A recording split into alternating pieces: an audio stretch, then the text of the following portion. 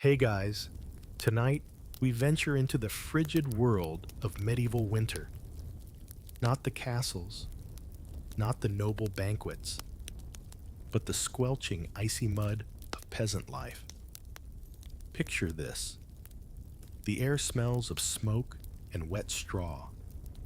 The skies have dulled into a slate gray wash, and every breath you take fogs the air like a dragon with the sniffles. Beneath your feet, frozen earth crunches, and around you villagers shuffle in heavy layers that probably haven't seen soap in a season or two. You're stepping into a world where winter wasn't just inconvenient, it was potentially fatal. And yet, somehow, they didn't freeze. So, before you get comfortable, take a moment to like the video and subscribe, but only if you genuinely enjoy what I do here. Let me know in the comments where you're listening from and what time it is right now. Are you bundled under blankets, or do you have one stubborn toe poking out? Now dim the lights, maybe turn on a fan for that soft background hum, and let's ease into tonight's journey together. Your first mistake is stepping outside at dusk. The cold settles like an uninvited guest creeping into your boots, past the worn wool socks and lodging deep in your bones. The muddy path through the village has turned to stiff, rippled sludge, and even the dogs look miserable. Chickens roost silently in corners, their combs a little frostbitten. You're headed toward your temporary shelter, a low, squat cottage that appears more compost heap than home. But tonight, it's the only thing standing between you and hypothermia. There's no insulation here, not in the modern sense. No puffy down jackets, no thermostats, glowing warmly in the night. The medieval peasant's first line of defense against the cold was the house itself, or rather, the illusion of one. Most cottages were wattle and daub structures made of interwoven sticks, coated in a mixture of mud straw and, yes, animal dung. It's not glamorous, but it works. The organic blend traps air, holds heat, and repels drafts better than you'd expect. You press your hand to the inner wall. It's cold, but not biting. That's a win. The door creaks open with a reluctant groan. Inside, it's dim. A faint orange glow pulses from the hearth, casting flickering shadows that dance across soot-darkened beams. You blink, trying to adjust. There's no chimney here. Just a hole in the thatch roof, barely wide enough for smoke to escape and plenty narrow enough to let some of it linger. Your eyes sting. Welcome to the concept of indoor air quality, circa 1348. You shuffle toward the fire, grateful even for the faintest warmth. The hearth is central, not just in structure, but in daily life. It's where food is cooked, clothes are dried, stories are told, and most crucially, tonight, heat is desperately clung to. There's a pot suspended above the flames, steam rising lazily from what might be stew, or possibly yesterday's pottage with something new tossed in. Could be a parsnip, could be a rat. You don't ask. In the corner, someone stirs on a straw mattress. It's not your bed, technically, but no one here is fussy about such things. Privacy is a luxury. Survival is the real concern. Peasants didn't sleep in isolated rooms. They huddled together in whatever configurations made sense. Parents, children, grandparents, sometimes even neighbors, and certainly the occasional chicken. It wasn't affection. It was thermodynamics. Human bodies generate warmth. Bundle them up, and you've got the medieval equivalent of central heating. You remove your outer layer, a thick woolen overcoat, stiff with grime and sweat, and drape it over a rickety stool near the fire. The inner tunic stays on. It hasn't been washed in weeks. It won't be washed for a few more. But it's warmish, and that's what counts. As you nestle closer to the hearth, your feet begin to thaw. The tingling is exquisite right up until it turns into pins and needles. A reminder that even small comforts came at a cost. Frostbite was common, particularly among those without enough layers or the right materials. Wool, spun thick and sometimes layered with felt, was prized for its ability to trap air and retain heat even when damp. Linen was your inner layer cooler, smoother, and easier to replace. A well-off peasant might own 2 shirts. Maybe. If they were lucky.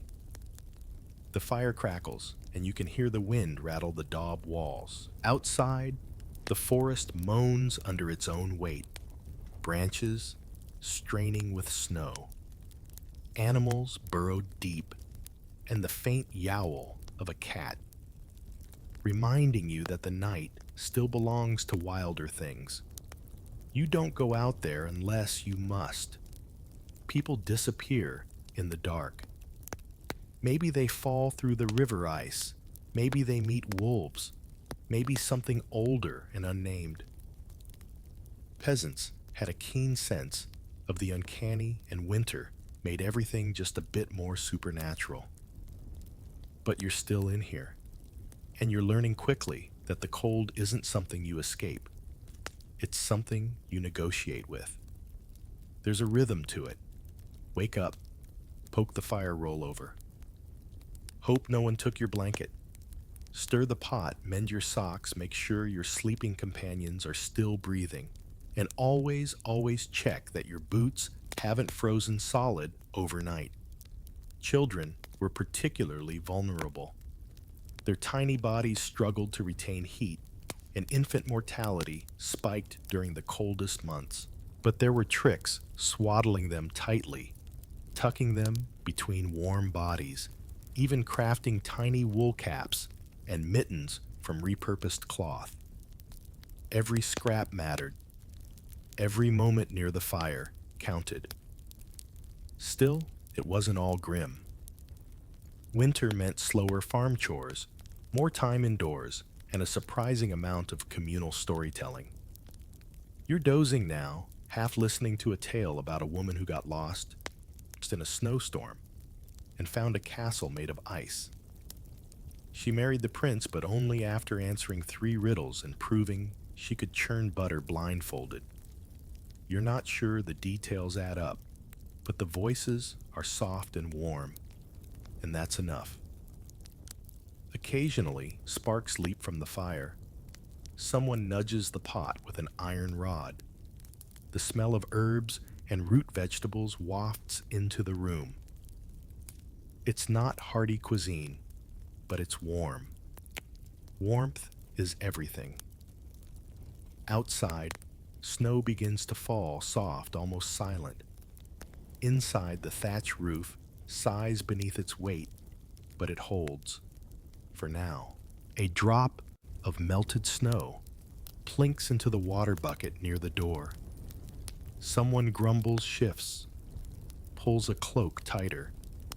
You nestle deeper into the shared bedding, feeling the straw poke you in awkward places, but grateful for the layers scratchy wool, hand-woven linen, the body heat of 3 other sleepers, and a dog that smells like damp bread. The night deepens. The cold remains, but it no longer feels hostile. It's become part of the room, part of the rhythm. You've made peace with it. Historians still argue, whether the average peasant home ever truly reached comfortable temperatures. There are records of frost forming on the insides of walls of ink, freezing in inkwells, and of people literally sleeping in their hats. But they also tell of babies born healthy in January, of feasts held in snow-covered fields, and of songs composed by firelight. And as you drift toward sleep, one truth lingers. These people didn't just endure the cold. They lived through it, around it, in harmony with it, layer by itchy layer. Let's talk clothes, or rather, the Cold War of layers. In a world without Gore-Tex, thermal underwear, or fleece-lined leggings, the medieval peasant had to rely on a deeply unglamorous arsenal of fabric cleverness and body heat. You wake up stiff, your breath visible in the dim, smoky air. And your first instinct isn't to stretch or yawn. It's to check if your feet are still attached. They are mercifully, though they feel like damp bricks. Time to layer up. Let's start with the base. The shirt closest to your skin is linen, if you're fortunate. It's made from flax fibers that were soaked, rotted, beaten, and spun by someone who probably spent a good portion of their adult life hunched over a spinning wheel. It's a bit stiff. It smells vaguely of vinegar and old hay, but it's breathable, washable. Once every couple of weeks, if you're lucky, and essential for keeping your skin from chafing under heavier wool layers. Over that, you pull on your second layer, a tunic of thick wool, perhaps dyed with plant-based colors, if someone in your village has a knack for that sort of thing. Indigo woad, or maybe a muddy brown that looks like it lost an argument with a swamp. It's scratchy, but it traps heat. Wool is a medieval miracle fiber.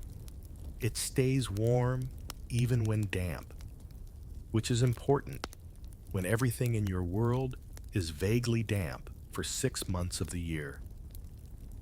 Next, you wrap a second tunic or overcoat if you own one. Many don't.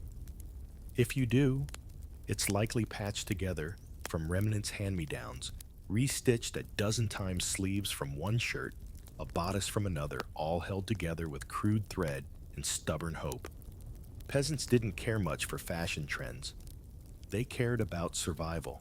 And the best survival strategy was layering like your life depended on it, because it absolutely did. Your legs get their own layers too, though the options are fewer. Braise a kind of linen undershort. Cling loosely under woolen hose or leggings. The hose are laced to a belt or tied around your thighs with leather cords. It's not elegant. It's not even particularly comfortable. But it means the wind doesn't whistle up your tunic like a mischievous poltergeist every time you step outside. Now, footwear. This is where things get interesting. There are no mass-produced boots. If you're lucky, you've got leather shoes, thin-worn, water-soaked, and cracked around the edges.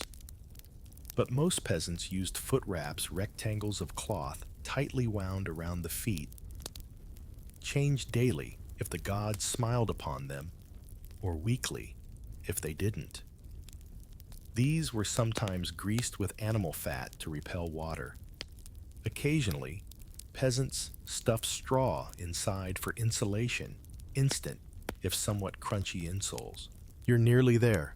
You wind a belt around your waist, both to keep your tunic closed and to hang useful items like a knife, or maybe a pouch of dried peas. A heavy woolen hood goes over your head. Not just a hood, but a coif too. A close-fitting linen cap tied under the chin to keep your ears from snapping off like frozen cabbage leaves. Gloves are rare luxuries. Most settle for mittens, or simply keep their hands tucked under armpits like angry penguins. A cloak completes the ensemble, often the heaviest and most essential garment. It's fastened at the neck with a wooden toggle or bone clasp, and when night falls or when it rains, you pull it tight around you like a portable tent. Cloaks also double as bedding, emergency privacy screens, and in desperate times, baby swaddlers. You shuffle outside for morning chores looking like a poorly assembled fabric doll. The cold still seeps in, but it's muffled now, distant. You've formed a barrier, however patchwork, against the creeping fingers of frost. And this isn't just you. This is how every member of your community dresses, from the eldest grandmother who wraps her arthritic joints in extra wool strips to the youngest child whose entire body is swaddled like a boiled pudding. Winter isn't an individual fight. It's a communal parade of ingenuity.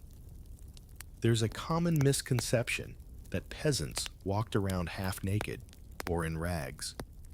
And while clothing could get threadbare, they were far too practical to go without layers, especially in winter. Many garments were passed down for generations, repaired repeatedly, and altered as bodies grew or shrank. A patchwork tunic might contain the fabric history of 3 grandparents and 1 unlucky cousin. Historians still argue whether the lower classes had significant regional variations in winter dress. Some point to surviving records of fur-lined hoods and pelts used in colder areas like Scandinavia and the Alps. Others claim such items were scarce and largely limited to wealthier villagers or traveling merchants. Either way, warmth was rarely fashionable. It was tactical. A peasant would wear a dead goat if it meant fewer toes lost to frostbite. Back indoors after chores, you peel off the outer layer like an onion. Not all of it, just the bits soaked through or crusted with snow. You drape them near the hearth, not too close, because fire damage is eternal, and singed wool smells worse than boiled eel. A communal drying rack, made from old wagon parts, holds cloaks and hose suspended like medieval laundry flags. The steam is nearly opaque. Children play nearby, bundled into so many layers that their limbs move in awkward jerks. Their mittens, if they have them, are made from stitched up scraps of old hose, or even leather scraps, salvaged from broken shoes. It's not uncommon to see a child's hand poking through the seam, fingers red and chapped. Even indoor wear demands careful thought. You can't go about in nothing but a linen shirt, not unless you want the fire to become your coffin companion. A second tunic indoors is essential.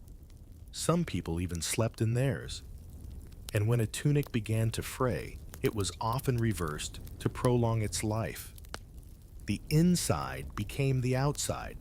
Ingenious, if a bit itchy. And let's not forget the accessories, woolen bands wrapped around knees, elbows, and wrists. Shawls made from unraveled yarn and reknit into warming loops. And shoes stuffed with dried moss or animal hair to block drafts. If something could cover skin, it became clothing. Fashion magazines would have had a field day, except there were no magazines. And if someone tried to invent one, it probably would have been used to plug a hole in the wall. Washing these layers posed its own challenges. Winter washing was done rarely and grudgingly often, only when the fabric literally began to walk away. Clothes were boiled in large cauldrons, if available, scrubbed with ash soap, then dried stiff as boards near the fire. The entire process could take hours and result in garments shrinking or developing mysterious new odors.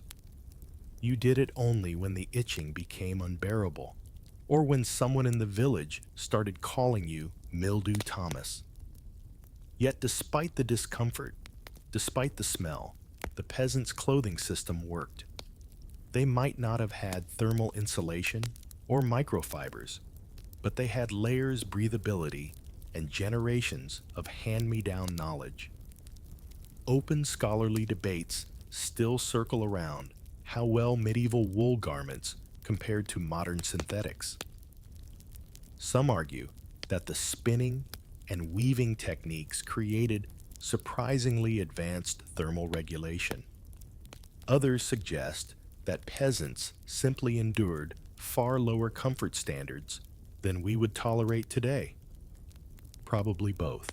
What's certain is that nobody faced the cold unprepared. Even the poorest had strategies layered: rags, animal skins, even extra straw bound around the legs and arms. You wouldn't win any fashion awards, but you might just survive another winter night without losing a finger.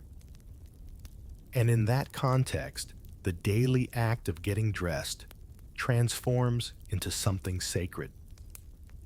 Every button loop, every tied cord, every greased foot wrap becomes an incantation against the cold. You're not just putting on clothes, you're preparing for battle. If you want to survive a medieval winter, you need more than just wool and grit. You need fire. Glorious, flickering, smoke-choking fire. And not in some dainty fireplace with ornamental bricks and brass tools. No, you're relying on a hearth that's half a hole in the ground, half a miracle, and somehow the entire beating heart of your home. Let's step closer, carefully. Now mind the embers and see how this ancient engine kept peasants from turning into human popsicles. The hearth is not centered architecturally by accident. It sits in the middle of the room because warmth radiates better from the center, like a sun beaming heat into every dusty cold corner. There is no chimney as we know it. Smoke simply curls up and out through a hole in the thatch, or more often doesn't.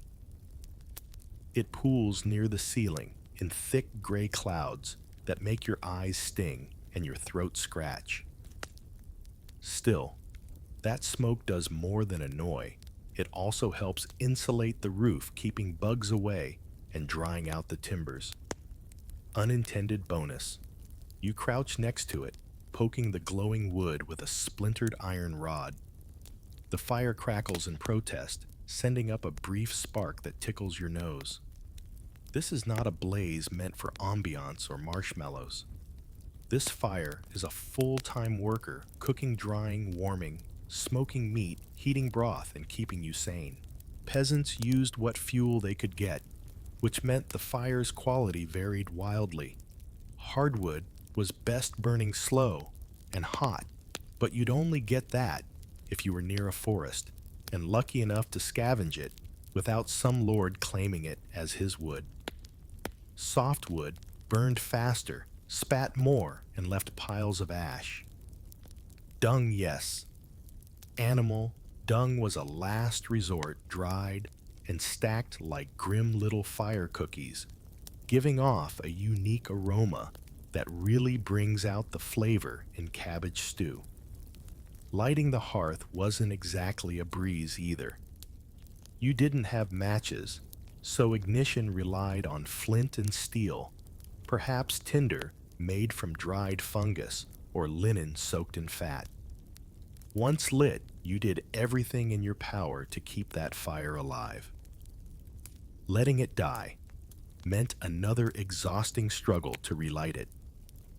Many families would bank the coals overnight, piling ash over the embers to smother the flame while retaining heat, then rekindle the fire in the morning with a puff of breath and crossed fingers.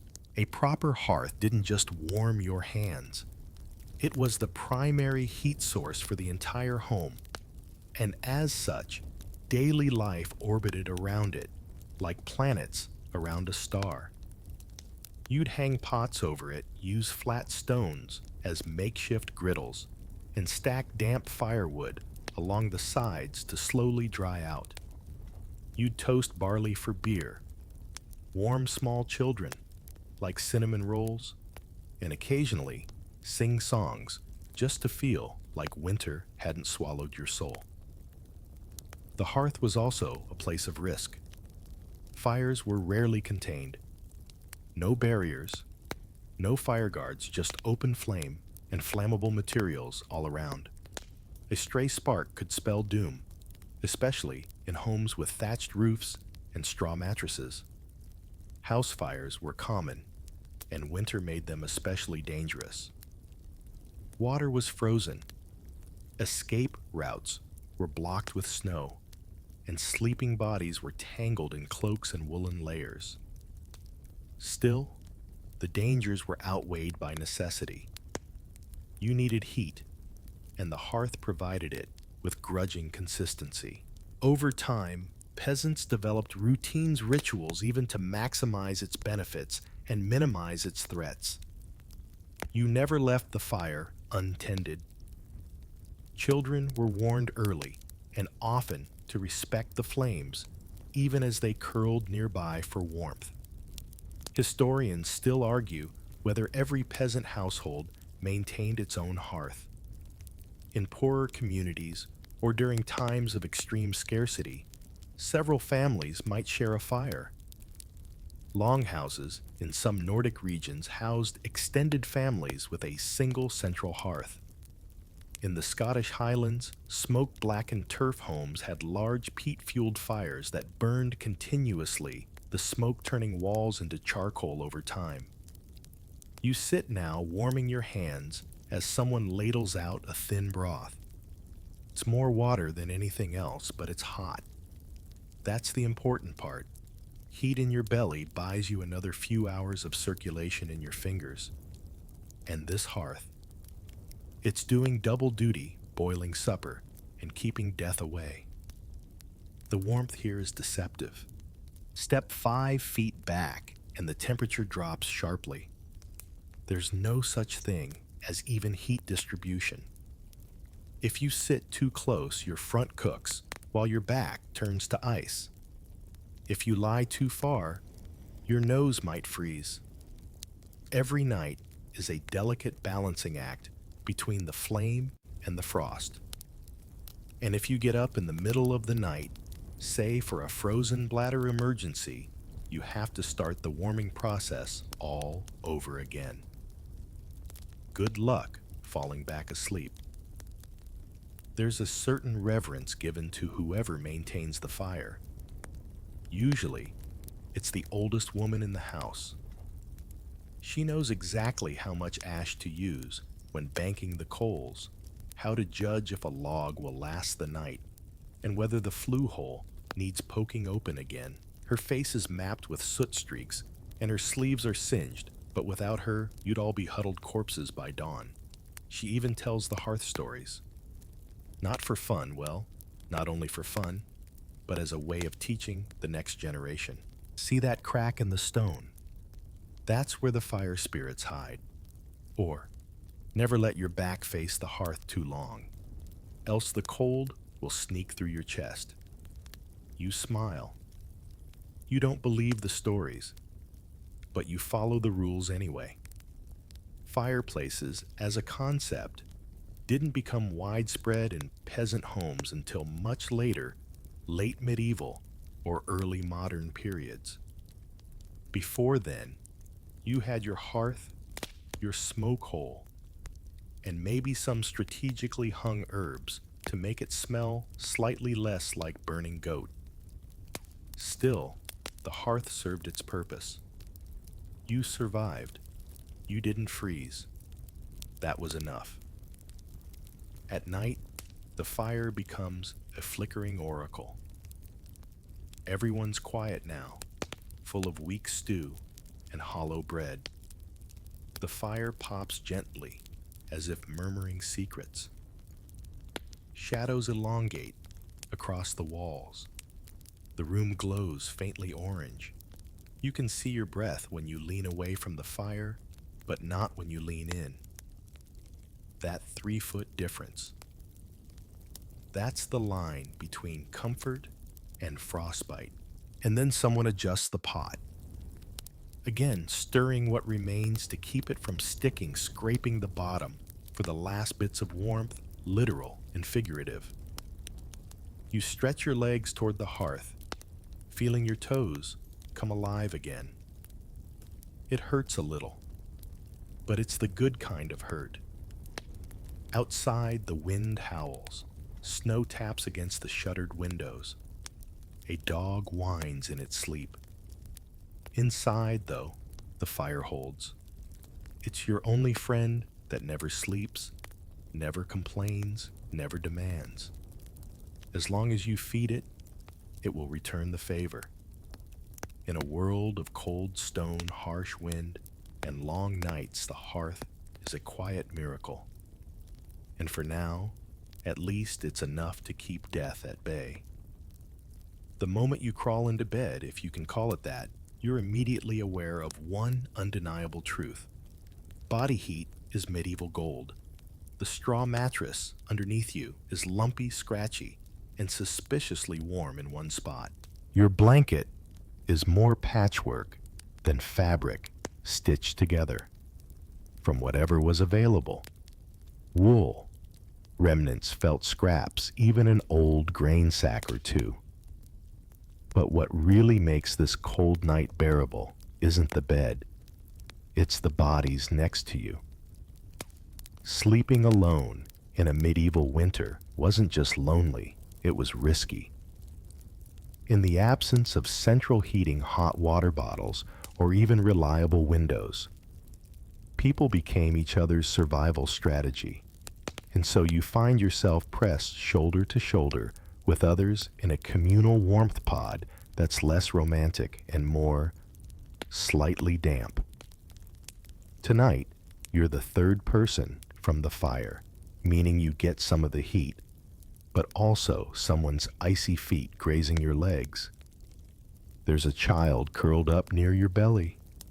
An older woman has one arm flopped across your back like a sack of grain, and somewhere under the blanket, a small dog is trying to wriggle between your ankles. Nobody speaks. Everyone knows the drill. Breathe slow, hold still, and let the warmth accumulate like coins in a miser's pouch. This wasn't strange in the medieval world. In fact, it was expected. Families slept together, not out of sentiment, but necessity. The human body radiates about 100 watts of heat at rest. Combine 3 or 4 of those, and you have a biological radiator. You don't waste that kind of energy. Babies were wrapped and tucked in like hot potatoes. Elderly folk were sandwiched in the center, protected on all sides. Even guests, if trusted, were folded into the warmth pile like extra logs on the fire. And yes, animals too. Chickens, cats, dogs, and the occasional piglet might join you under the blanket. A piglet, in fact, was a premium sleeping companion, warm, quiet, and usually content to nap without drama.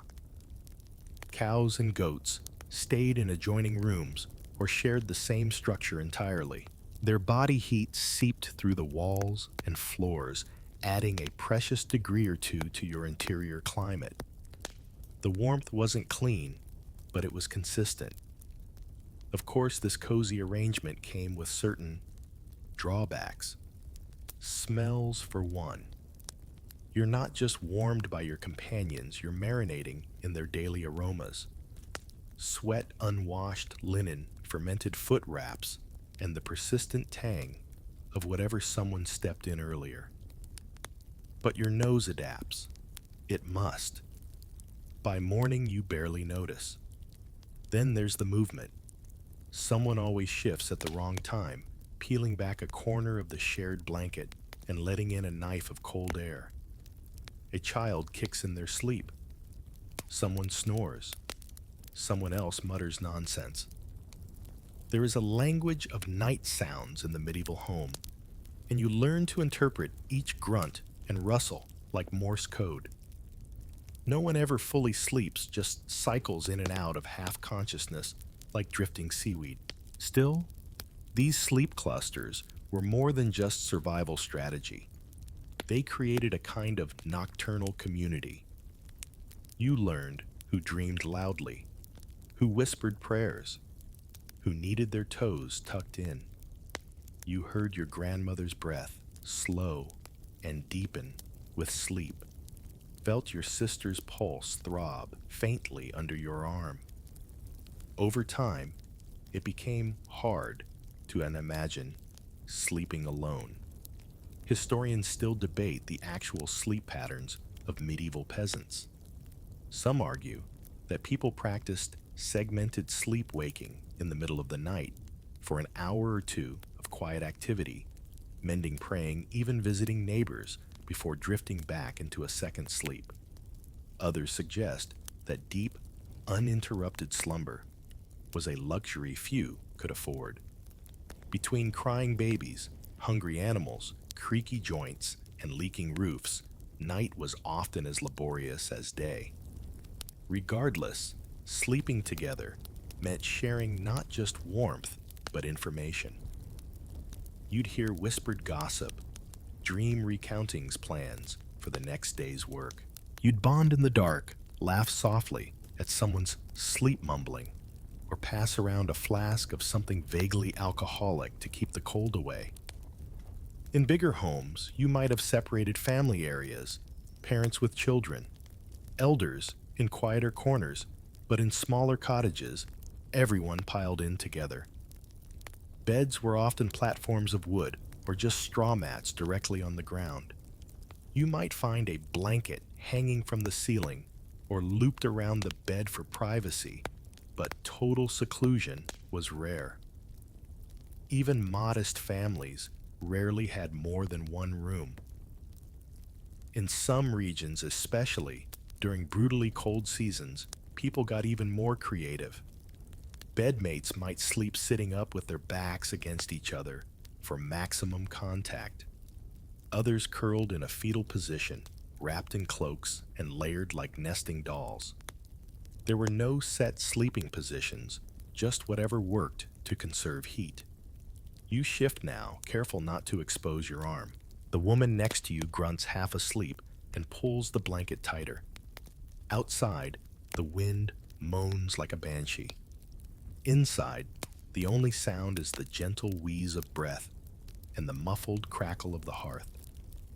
The warmth from the group is real. It's uneven and imperfect, but it's enough. And this instinct for communal warmth wasn't limited to peasants. Even in more affluent households, it was common for servants to sleep near their employers or for apprentices to share beds with one another. Not out of intimacy, but again out of necessity. The winter didn't care about class.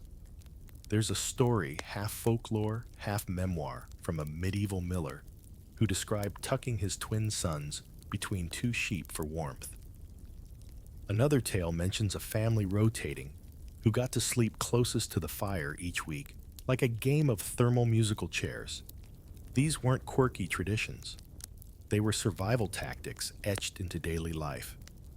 And don't forget the social aspect. Long, dark nights bred storytelling. While everyone lay half asleep, someone might start whispering a fable about talking geese or saints who tamed winter wolves. Another might hum a tune, and if you were lucky, someone would recall a bawdy rhyme that made even the most stoic elder snort into their blanket.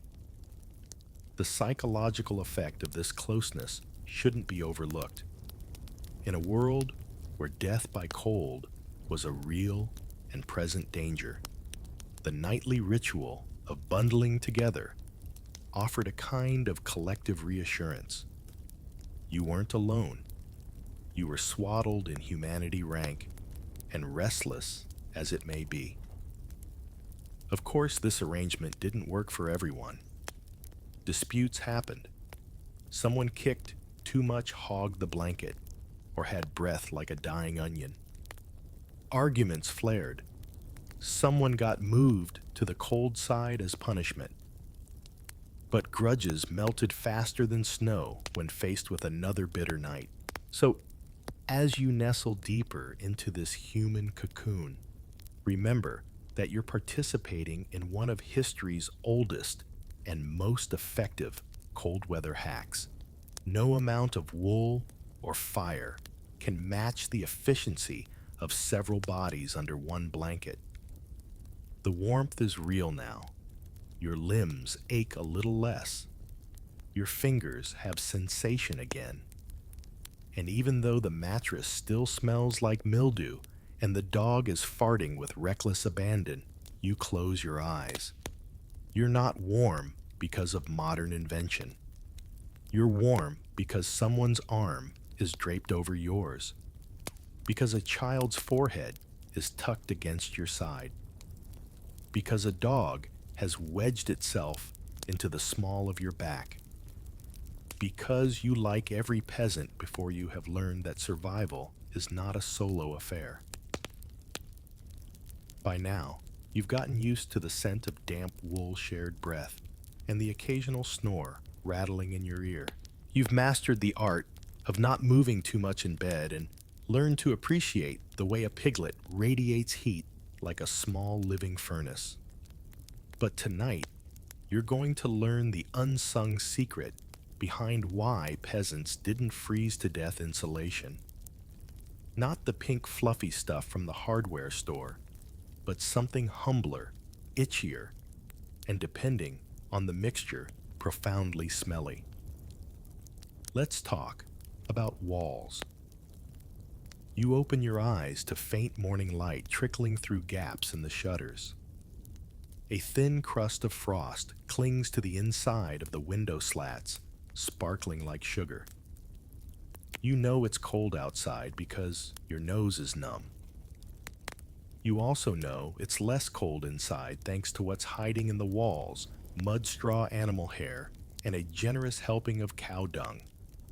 You sit up slowly brushing straw from your shoulder. Your hand rests on the nearest wall, and it's not warm exactly, but not icy either.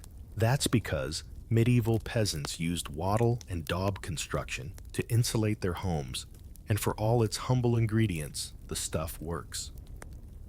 Wattle is the wooden lattice woven sticks, or thin branches like a giant natural basket. Daub is what you smear over that basket, a viscous, chunky paste of clay water, animal dung, straw, moss, and occasionally lime. Once it dries, it's surprisingly tough, like nature's version of drywall. You might wrinkle your nose at the thought of living inside what amounts to a manure popsicle. But here's the thing, it holds in heat. The straw adds structure. The clay adds density. The dung adds, well, character, but also extra binding properties and thermal mass. This wall may not win any beauty contests, but it's your best line of defense against winter's sharp teeth. And these walls aren't just functional, they're practical. If there's a crack, you don't call a contractor. You patch it with more daub.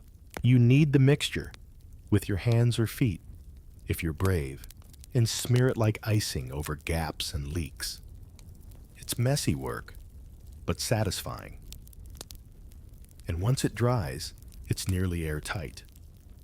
In fact, the longer a cottage stands, the better its walls become, gradually packed tighter by weather and use. You reach down and pat the floor, which is also insulated, sort of. Most peasant floors were just packed earth, sometimes covered in rushes or straw. But in colder regions, or among slightly wealthier families, you might find plank flooring with straw stuffed into the gaps to keep out drafts. Some homes even built up their floors over time by layering reeds, chaff, and manure, all trodden flat into a kind of warm, squishy carpet. Above your head, the roof is a thatched marvel. Thatch bundled straw or reeds laid in thick, overlapping layers provides excellent insulation. It repels rain, buffers wind, and traps heat like a thatched woolen cap for your house. True, it requires maintenance. True, it occasionally hosts families of mice. But a well-thatched roof can last decades, and when snow piles on top, it actually helps keep the heat inside by acting as an insulating blanket. Historians still argue how well insulated peasant homes really were.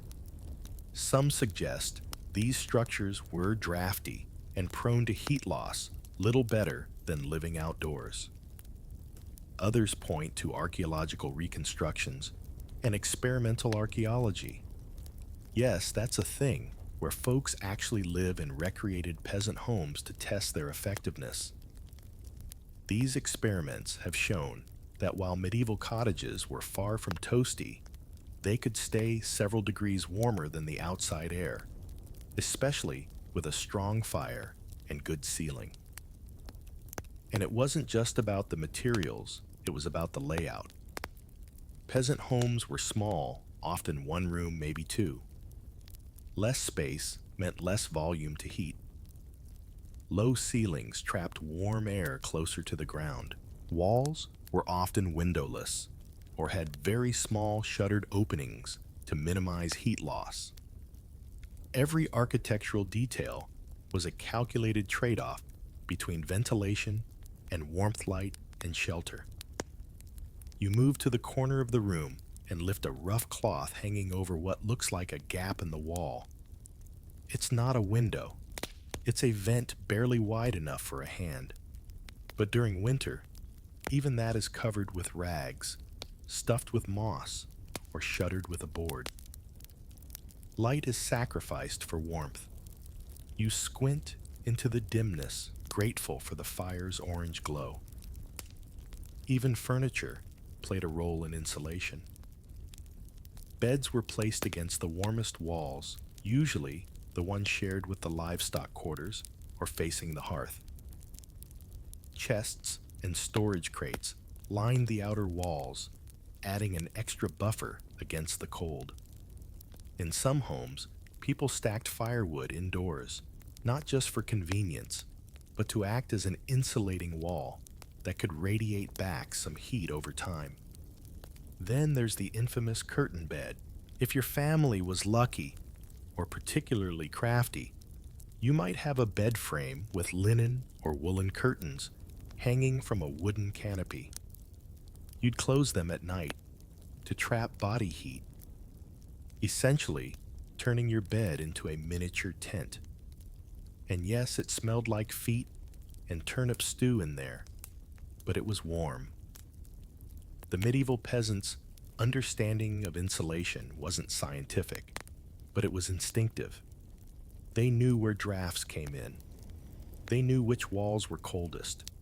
They'd plug gaps with rags, hang tapestries if they had them, or repurpose old cloaks as wall hangings. Even animal skins nailed to the wall served to reduce wind penetration and add a bit of warmth. Sometimes they'd pile hay bales or sacks of grain against the house's outer wall, double duty as food storage and wind blocker. In northern climates, snow was occasionally used as insulation. That's right. If it was cold enough, people would shovel snow against the base of their homes to act as a frozen windbreak. Paradoxical. Maybe. Effective. Surprisingly, yes. But the crown jewel of peasant insulation, the holy grail of keeping warm, was dung. Cattle dung, pig dung, human dung, all mixed into a paste and slathered over everything like spackle. Dung was plentiful, malleable, and once dried odorless, and surprisingly sturdy. You might not want to lick the walls, but you could certainly trust them to hold in the heat. Of course, not everyone loved this arrangement. Travelers often complained of the stench and smoke in peasant homes. Monks and noblemen described the cottages of the poor as mud huts or pig pens. But those were outsiders. The people inside knew better. These homes weren't filthy. They were functional. They were fortresses against winter, cobbled together with equal parts manure, muscle, and memory. As you sit back down near the hearth, you run your hand once more along the daub wall. It's rough, uneven, but solid. The wind outside is howling now, rattling the shutter hinges and moaning across the thatch. But in here, the walls hold. The fire glows. The air smells faintly of smoke and soup. You pull your cloak tighter, tuck your feet under a woolen dog, and let the quiet settle. Because in a world without central heating, insulation isn't just a comfort, it's a victory. So, you've made it through another bitter night, mostly intact. No frost-bitten toes, no fire accidents, and only one pig-related mishap involving a blanket. You rise with the light, slow and aching, and begin the first of many rituals that will decide whether you stay merely cold or cross into that dangerous realm of cold and miserable. Chief among these morning necessities, understanding the medieval bed situation and how on earth you stayed warm through it. Let's begin with where you slept, a shared straw mattress, uneven and often suspiciously lumpy, likely infested with a few persistent bugs and stuffed into a wooden frame if your family was lucky. If not, the mattress laid directly on the packed earth floor. Either way, comfort wasn't the goal. The goal was insulation from the cold, the draft, and sometimes your own bad decisions, like drinking too much watered ale before bed.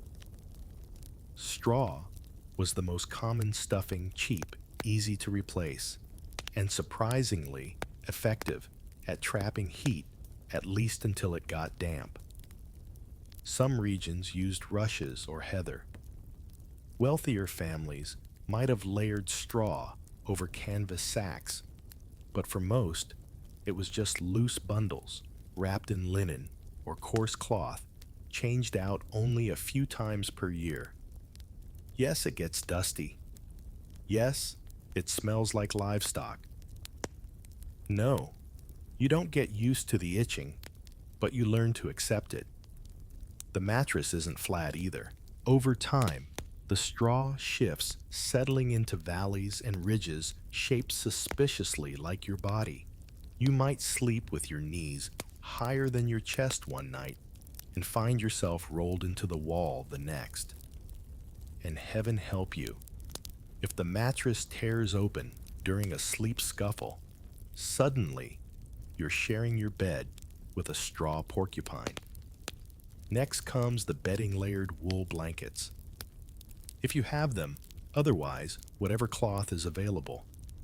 These aren't matching sets from some charming medieval Bed Bath and Beyond. They're cloaks, old tunics, sometimes patched linen sheets, dyed a faded ochre or brown. You and your family arrange them strategically, heaviest on top, to trap warm air, lighter ones closer to the skin, to keep the itchiness at bay. Then there's the bedstead itself, or lack thereof. While nobility slept in proper beds, with carved posts, curtains, and feather mattresses peasants made do. A bed might be a wooden frame with rope supports that needed to be tightened regularly. Sleep tight wasn't just a phrase, it was instructions. Or it might be a low pallet you shared with a partner, a parent, a child, and possibly a goose with boundary issues. To keep warm, every square inch of the bed was occupied, no sprawling here. You slept curled fetal-style hands tucked between thighs or under armpits. Toes found their way into someone's knee pits, arms tangled across bellies, and faces pointed toward each other. for shared breath, warmth, even if that meant inhaling someone's garlic fumes from dinner. Bed curtains, if you had them, were another lifesaver. Hung from ceiling beams or mounted to a wooden canopy, they weren't just decorative. They trapped heat like a tent, preserving a small bubble of tolerable temperature, even as the wind howled outside. The closer you were to the fire, the more luxurious the sleep. But sleeping too close could mean singed eyebrows or accidental ember cuddles. Historians still argue whether the medieval nightshirt was a thing for peasants. Some sources suggest that most people slept in their underlayers' linen chemises or shirts because getting dressed and undressed in freezing weather was simply illogical. Others claim that long woolen sleep garments were common in colder regions. What's clear is this: no one slept naked unless they wanted a swift ticket to Frostbite Town. You slip on your shoes now, or rather your foot wraps layered with yesterday's dryness, or lack thereof, and begin your slow shuffle toward the fire. The straw floor whispers beneath your steps. A child mutters in sleep. The dog, somehow still wedged under the blanket, grunts. You glance at the beds around you. In some homes, there might be multiple sleeping platforms, particularly if there are elders or ailing members who need more quiet. But in smaller cottages, everyone sleeps together. Grandparents, siblings, spouses, even hired help. Beds were less about privacy and more about pragmatism. Of course, there were rules. The eldest got the warmest spot. Small children were tucked into the safest part of the heap, usually between two adults. The outermost sleepers. They got the brunt of the cold and were rotated every few days if your household was fair-minded. And then there were sleeping positions. People in the Middle Ages didn't just flop down and snooze. They had methods. Some lay head to foot to minimize space and awkward proximity. Others curled in S-shapes to maximize heat retention. Couples might sleep back to back for warmth while still maintaining personal space, barely. You remember a tale you heard yesterday, a farmer who claimed he once fit his entire family, 2 chickens and a goat, on one bed frame during a particularly harsh blizzard. No one slept well, but no one froze either. That was the medieval trade-off. Comfort bowed to necessity. If you were warm, you won. Everything else was negotiable. Now comes the morning ballet, the careful disentangling of limbs and blankets. Stand too fast, and you let all the heat escape. Move too slow, and you risk being trampled by someone trying to reach the chamber pot first. You've got maybe 30 seconds to wrap your cloak around your shoulders and shuffle toward the hearth before the real cold sets in. The moment you leave the bed, your body starts arguing. Joints crack. Muscles protest. The floor is hard and unforgiving, the air sharp enough to bite. But there's a rhythm to it all. You shake out the blankets, refluff the straw, retuck the sleeping baby, and maybe hang your foot wraps near the fire for a bit of toasty luxury. Furniture was scarce. If you had a second bed, it was probably just a board propped on stools. Some wealthier households had box beds, wooden sleeping compartments with doors that shut like closets, creating a tiny cave-like space, perfect for trapping heat. You'd crawl in like a dormouse and emerge 6 hours later, slightly sweatier, but thoroughly unfrozen. And sleeping habits weren't fixed either. During times of intense cold, families sometimes slept during the day and stayed up during the warmest hours of night, especially if firewood was scarce and needed to be rationed. A bedtime wasn't always after sundown. It was after supper, after chores, whenever you could. Open scholarly debates linger around how often people shared beds with non-family members. In inns or communal shelters, bed sharing between strangers was common. In households with seasonal workers or guests, bed assignments were fluid. You learned to tolerate snoring teeth grinding and the occasional midnight elbow to the ribs. And yet, despite the discomfort, there was something communal and even comforting about it. You never fell asleep wondering if you'd wake up alone. You knew someone was always there. A sibling's wheeze, a spouse's weight, a pig's snuffling breath. It wasn't glamorous, but it was human. As you finish straightening your mattress, you glance at the bundle of sleeping forms still huddled together, breathing slowly, covered in mismatched fabric and bound by necessity. The fire cracks. The frost creeps higher on the window. But inside this bed, this pile of limbs and heat and scratchy cloth is what's keeping everyone alive. Not a blanket, not a mattress, a system. A shared, understood, generations-old survival mechanism disguised as bedtime. And tonight, you'll do it all again. By now, you've probably figured out that medieval winter survival was not a passive experience. It required vigilance, creativity, and crucially, an unrelenting devotion to the fire. Because, as romantic as that glowing hearth might look, it didn't tend itself.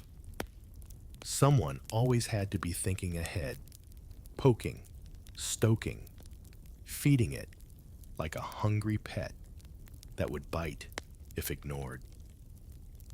And heaven help the poor soul whose job it was to wake up and feed it in the dead of night. Let's say it's about 3 hours before sunrise. The sleeping room is silent, but for the usual night orchestra, slow breathing, the occasional cough, the soft patter of rain on thatch. Then, from somewhere deep in the blanket pile, a figure shifts. Someone's drawn the short straw. It's their turn to stoke the embers. They fumble their way out from the cocoon of limbs, careful not to yank the blanket too far, or step on the dog again. The air hits them like a slap-sharp biting full of smoke and damp straw. The embers in the hearth have dimmed to a gentle orange sigh, nearly gone. There's no time to waste. The firekeeper begins by carefully pulling aside the ash blanket, a layer of fine gray dust that's been smothering the coals overnight, preserving just enough heat to restart a flame. It's a delicate balance. Too much ash, and the fire chokes. Too little, and it burns out entirely before dawn. Some families even develop their own fire banking rituals, whispering little rhymes or prayers as they spread the ashes, a kind of folklore temperature control. With practiced fingers, they add kindling dry twigs gathered days ago and hidden in a corner away from the ever-present damp. Then some bark, maybe a scrap of cloth soaked in tallow if they're lucky. A breath, a prayer, a faint flicker, and suddenly life. A reluctant flame dances to life, licking the edges of the wood with smoky vigor. The fire is back. The room will warm by inches. Toes will thaw. Spirits will lift. The firekeeper curls nearby for a few precious minutes of warmth before returning to the communal mattress, smelling of ash, but triumphant. But what if they failed a cold hearth at dawn? Was a catastrophe. Not just because it meant a shivering morning, but because it forced the family to start from scratch, literally. And flint and steel weren't exactly cooperative. Striking a spark was a skill, not a guarantee. You had to hit the steel just right onto a flint edge sharp enough to shave atoms. Then you had to catch that spark in tinder, usually a dry fungus like amadou or charred linen, and then nurse it gently like it was a tiny animal. In some villages, you might be able to borrow fire from a neighbor hurrying across the mud with a pot full of embers, shielded by a blanket or pot lid, praying it didn't die before you got home. Fire was communal in more ways than one. It was life, and it was shared. Keeping the fire going was everyone's job, but certain people were naturally chosen as fire tenders, usually the elderly or those unable to work the fields. They were entrusted with maintaining the flame throughout the day. They knew which woods burned long, which crackled dangerously, and how to stir the pot just enough to avoid scorching the bottom. Their hands were singed, their aprons scorched their eyebrows, often slightly uneven, but they were sacred guardians. Children learned early not to touch the hearth, but they watched carefully. They learned which logs smoked too much. They learned to sniff for wet ash, which meant the fire was losing heat. They learned how to sit just close enough to dry their foot wraps without setting them on fire. And occasionally, they learned what panic felt like when a log rolled out and caught the rushes. Historians still argue how many homes had true cooking fires versus just heating fires. In wealthier cottages, the hearth might have had an iron crane for hanging pots, or a flat stone built into the floor for baking flatbread. Poorer families made do with what they had: rocks arranged in a triangle, a spit carved from green wood, or simply placing pots directly onto the embers and hoping for the best. And the fuel. That was a daily concern. Firewood didn't grow in stacks. It had to be gathered, chopped, dried, and stored. In many places, the lord of the manor claimed rights to all local forests. Peasants who gathered wood without permission could face harsh punishments, fines, beatings, even imprisonment, so they scavenged. Fallen branches, old fence posts, even bits of broken furniture were fair game. Children were often sent out on wood-gathering missions, returning with arms full of twigs and shoes full of cold mud. In regions where trees were scarce, peat was the answer, cut in thick slabs from bogs and left to dry in stacks. Peat fires were smoky but long-burning and gave off a dense, comforting heat. In animal-rich regions, dung was collected, shaped into patties, and dried for fuel. Yes, it smelled. But when the wind was strong and the frost was fierce, you didn't complain. You thanked the cow. There's even evidence of bricks made from straw mud and dung, pressed into blocks and dried in the sun. Renewable, portable, and surprisingly efficient. If it burned, it was useful. That was the rule. Every night before bed, the final fire ritual took place. The coals were stirred logs, adjusted ash banked carefully. A pot of water might be placed near the edge to warm overnight, ready for cooking or washing come morning. The room would darken, lit only by the dying glow of the fire. Its warmth, the final comfort before sleep. And in that soft silence, the fire became more than heat. It became memory. It held the day's laughter, arguments, meals, and moments. It was there when you woke, when you ate, when you mended your socks and told stories to a drowsy child. It was the constant pulse in a life governed by cold, a reminder that even the bleakest nights could be endured, ember by ember. As you stoke the fire, now your turn again. Of course, you watch the sparks rise and vanish like fireflies that forgot summer. The wood hisses, the coals sigh. The room slowly breathes back to life. And somewhere behind you, wrapped in layers and dreams, someone murmurs a sleepy thanks. You've stoked the hearth, wrapped your foot wraps just right, and huddled with a piglet for warmth. But even the most cleverly layered peasant won't survive a medieval winter without fuel in the tank, and that means food.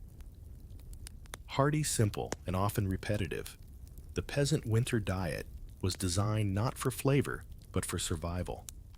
It was about warming the belly, staving off illness, and eking out every calorie from a dwindling larder. Let's start with the foundation of it all, pottage.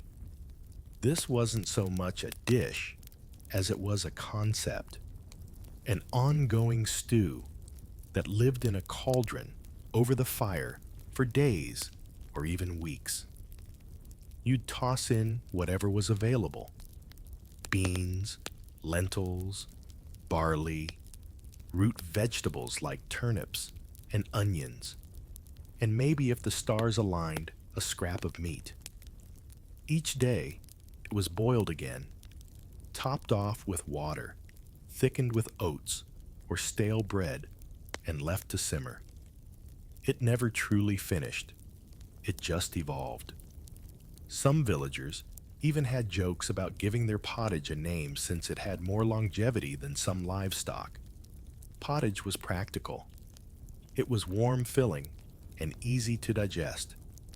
And importantly, it kept you close to the fire where your fingers could thaw as you stirred. Every family had their own variation, often passed down in taste rather than recipe. A good pottage could stretch a handful of ingredients into a week's worth of meals. But pottage alone wasn't enough.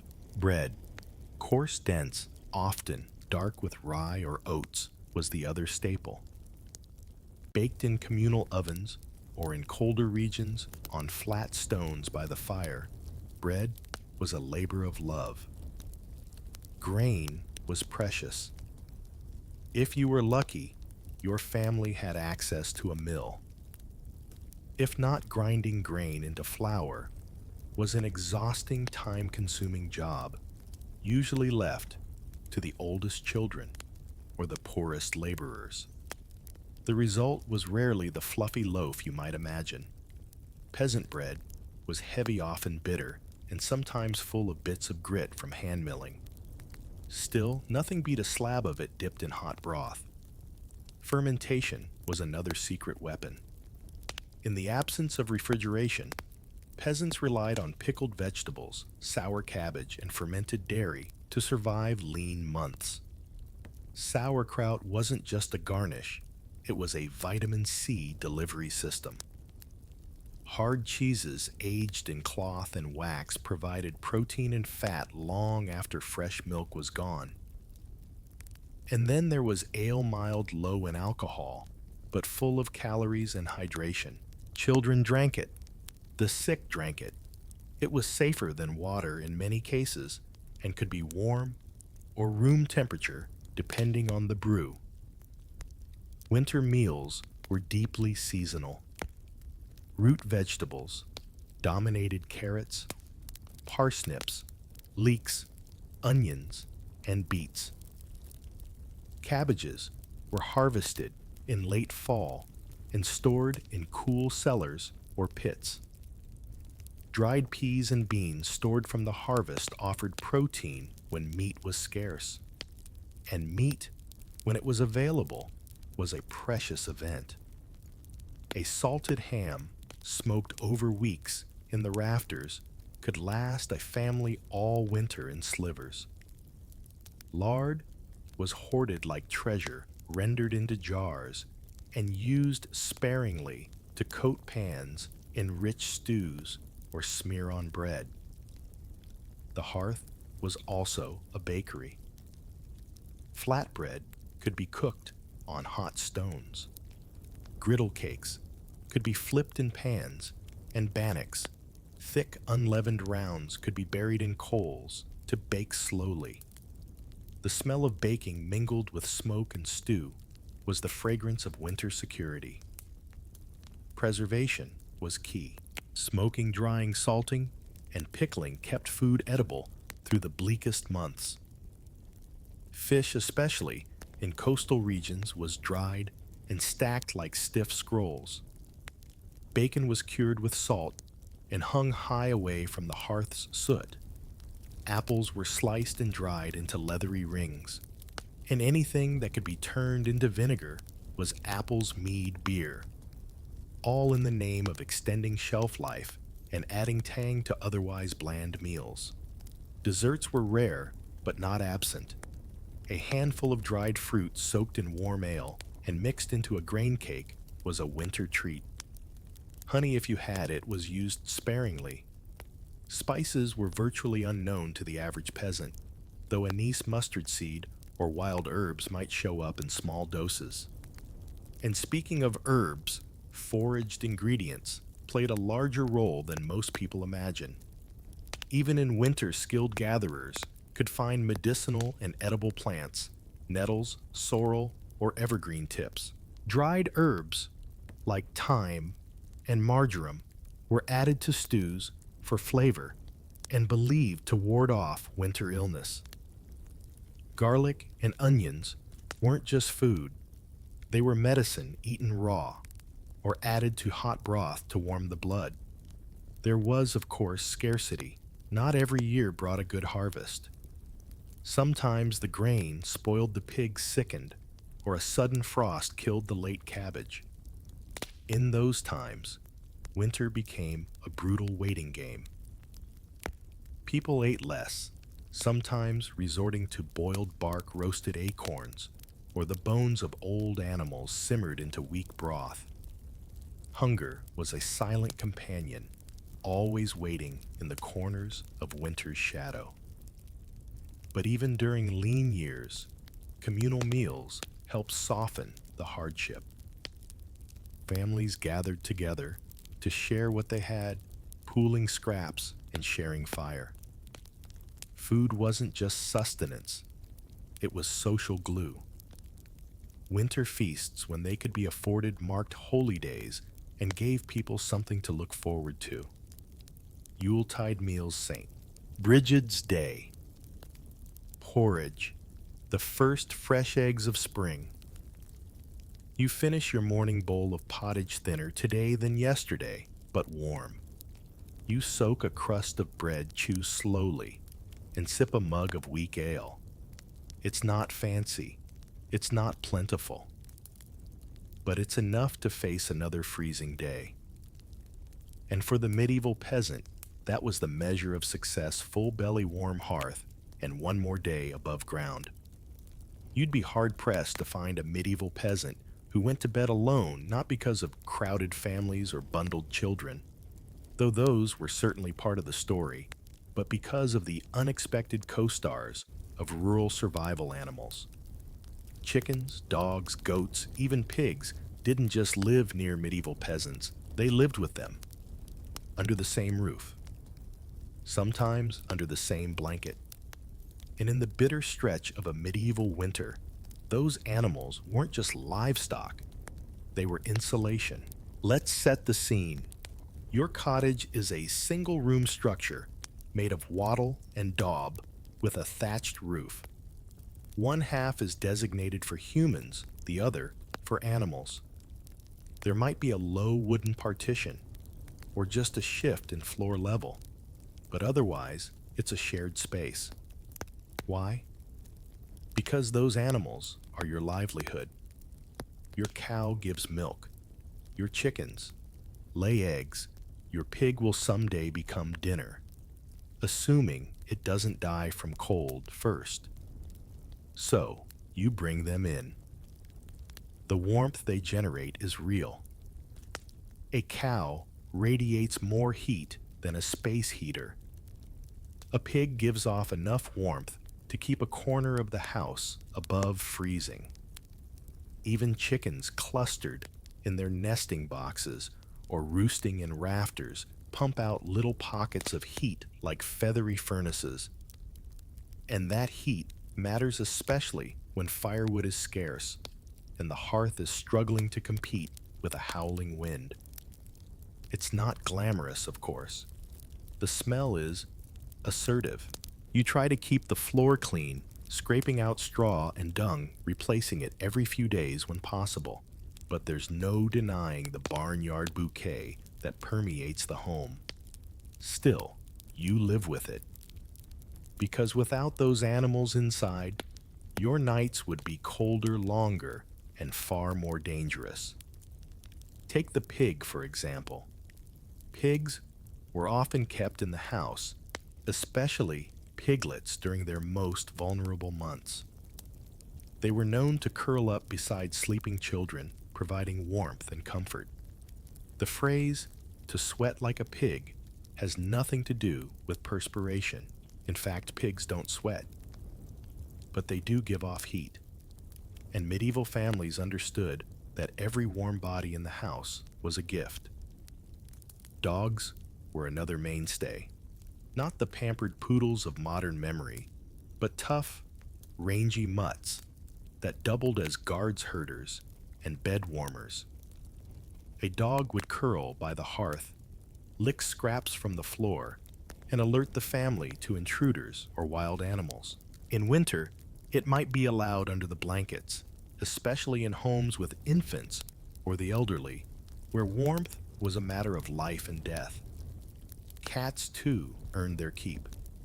They were less appreciated for body heat, though a sleeping cat on the chest was certainly welcome, and more for pest control. Winter was prime time for rats, and mice drawn to stored grain and scraps. A good mouser was worth its weight in preserved oats. Chickens might seem an odd choice for indoor companions, but they were often housed inside during the coldest weeks. A hen house was a luxury. Most peasants couldn't afford to lose a laying hen to frostbite, so chickens roosted on beams or huddled in corners, producing not just eggs, but a surprising amount of ambient heat. Cows, if owned, were sometimes given an entire section of the house separated by a simple barrier or gate. The breath of a cow could raise the temperature of a room by a few degrees, a huge difference when outside temperatures dipped below freezing. And that barrier wasn't just for cleanliness. It protected the cow from drafts and kept it calm, reducing the risk of illness and lost milk. Goats, though less common, were similarly sheltered. Their milk was especially valued for children and the sick, and they could adapt well to indoor living. They were also notorious for chewing on anything: blankets, boots, furniture. So they were often tied to a post or beam when inside. There are even records of geese and ducks waddling about cottages, though these were harder to control and mostly brought in during extreme weather. Birds like these might be penned in baskets or cages near the hearth, given scraps, and watched for signs of sickness. All of this great interspecies sleepover, was born of necessity, not affection. Animals were economic tools, but in winter, they also became part of the family's thermal strategy. Their presence changed the internal climate of the cottage, provided psychological comfort, and on more than one occasion, helped children survive freezing nights. It wasn't without challenges. Disease spread more easily in close quarters. Zoonotic illnesses, those that leap from animals to humans, were less understood but still feared. Children who slept too close to animals risked bites or infections. Straw bedding had to be changed frequently or parasites would take hold. Still, these were risks peasants knew and accepted. The greater threat came from outside the cold. The hunger, the long months of gray skies and biting wind. Anthropologists and historians now believe that this shared living approach wasn't just a European phenomenon. In parts of Asia, Africa, and the Americas, indigenous and agrarian communities built their homes with animal warmth in mind. The integration of livestock into living spaces is an ancient global practice rooted not in poverty, but in survival. Back in your cottage, the fire crackles. The pig snores. A hen ruffles her feathers on a beam overhead.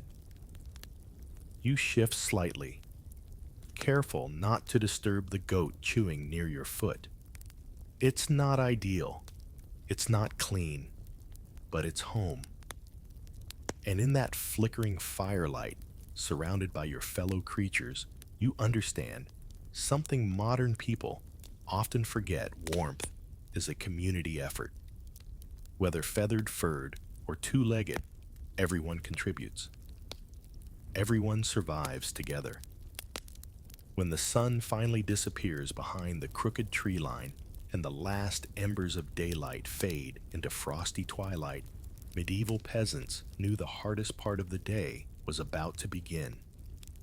The chill deepened, the wind grew sharper, and every breath indoors became visible, curling in the air like whispers.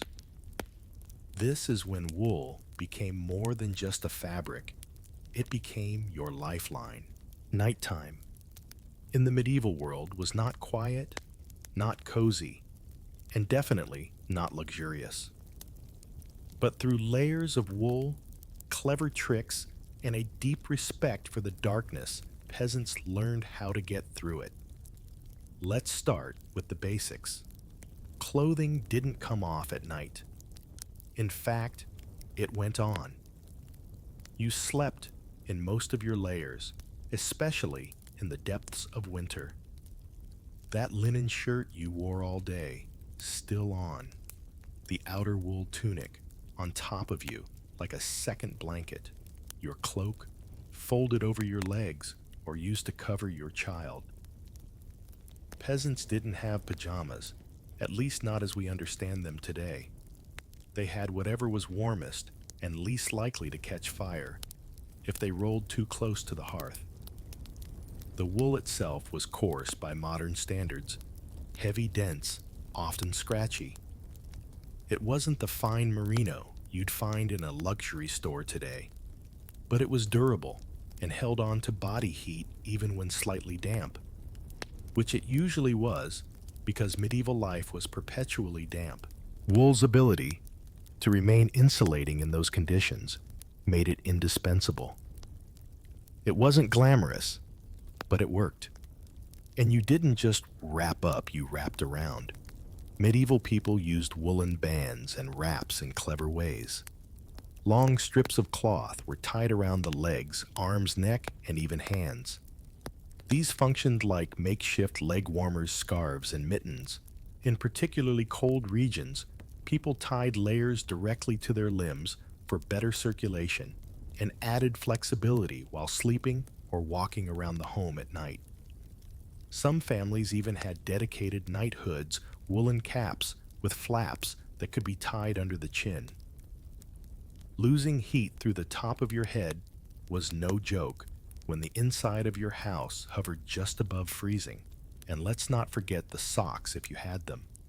They were often made from repurposed tunics or knit by hand using sheep's wool spun thick and irregular. Foot wraps were more common, tightly bound strips of cloth that could be dried and reused each night. If the fire was still going and you were lucky enough to be near it, you might even feel truly warm. But if the fire was dwindling or you slept far from the hearth, you relied entirely on wool and proximity to others. Remember, warmth was a team effort.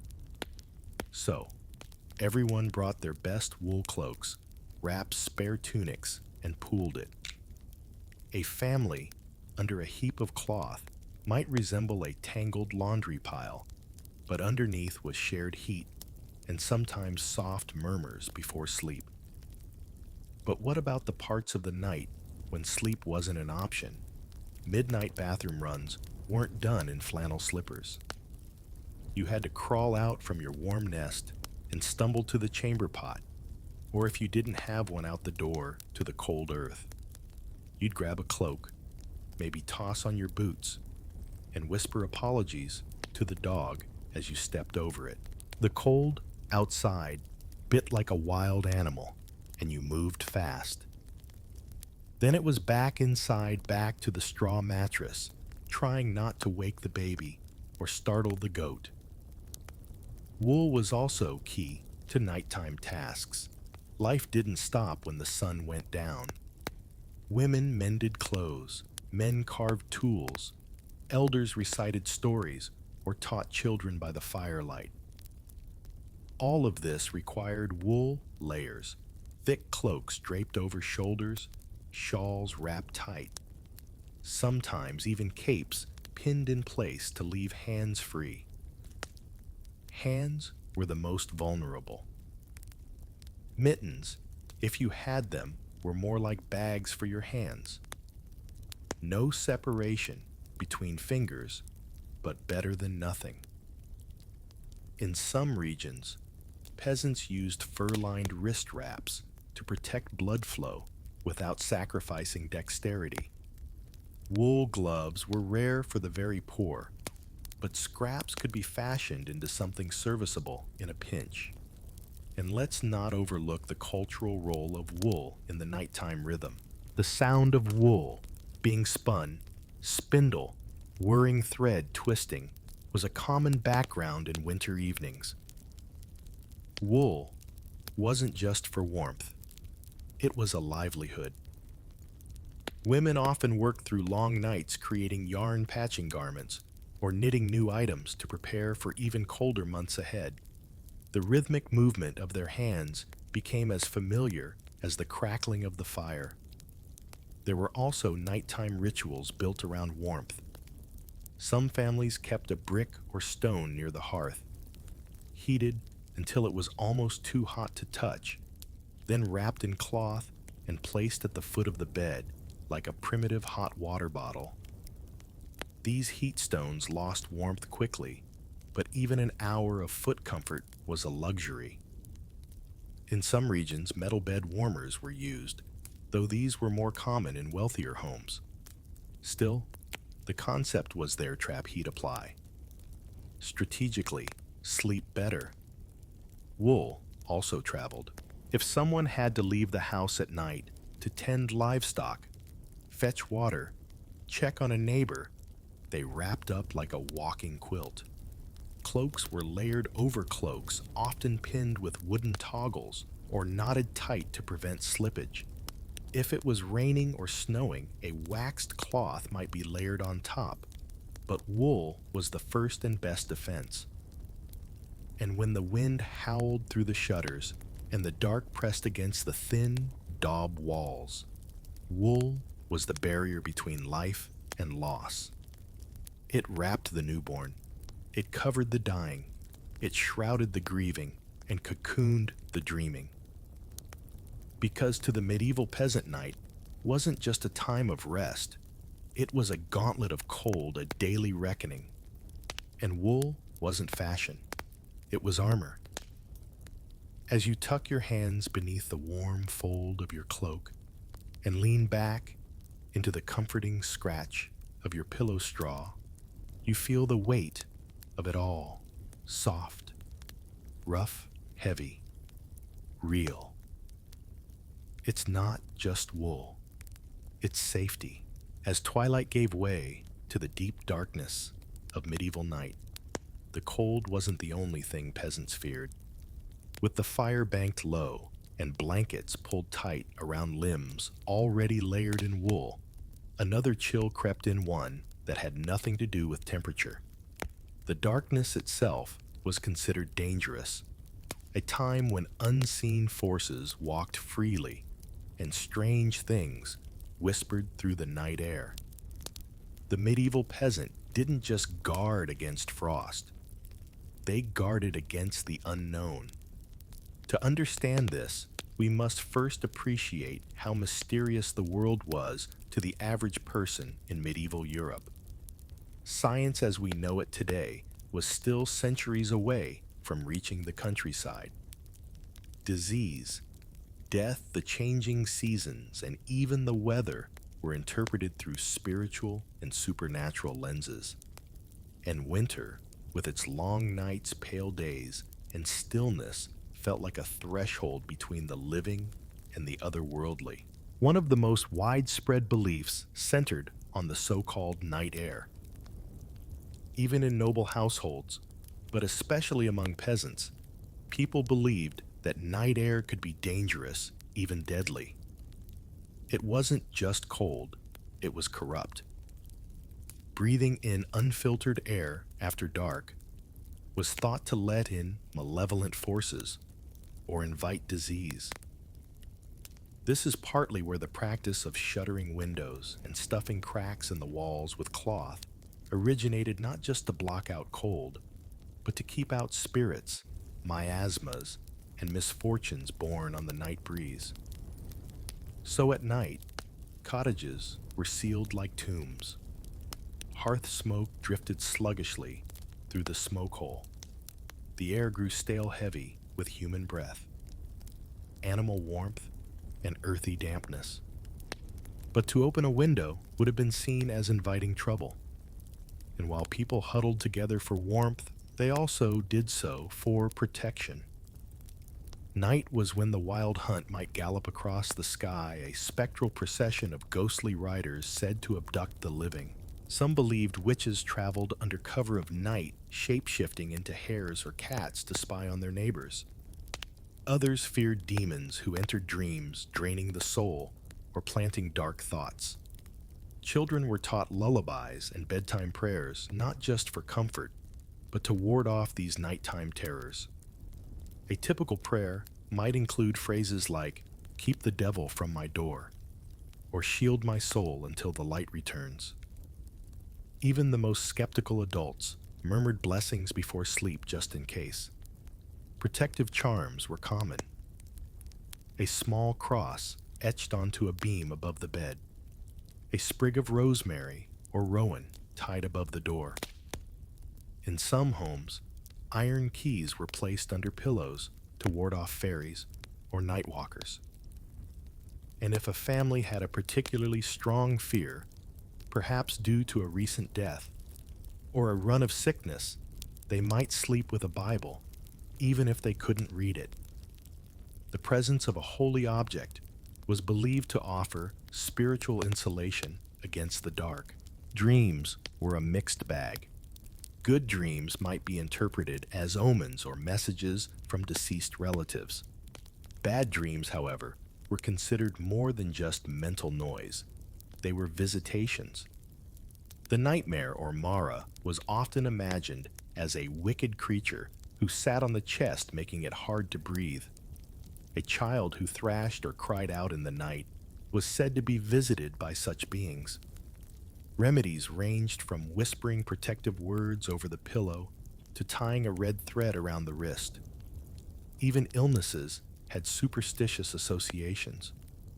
If someone fell sick after a particularly cold and sleepless night, it wasn't merely the weather to blame.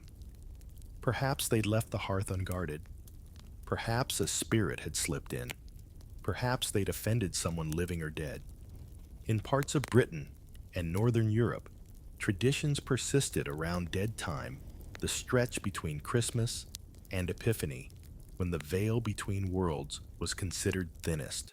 Tales warned against traveling alone after dark, particularly at crossroads, bridges, and burial sites. During these weeks, the night was treated with extra care. Fires were kept higher, doors double bolted, and food left out for unseen guests, not out of hospitality, but appeasement. Yet not all beliefs were fear-based. The night was also a time of spiritual reflection, of dreams that might reveal solutions or comfort. Many peasants believed ancestors watched over them, especially in winter. Hearths were occasionally fed a drop of ale or a bit of bread, small offerings to honor those who came before and ensure they continued offering protection. There were also shared night rituals meant to bring peace and comfort. The telling of ghost stories might seem counterproductive, but in fact, it gave people power over their fears. By naming the things that scared them, they made them familiar. A grandmother might recount the time she saw a ghost cow grazing by moonlight, or a neighbor's story of hearing voices at the well.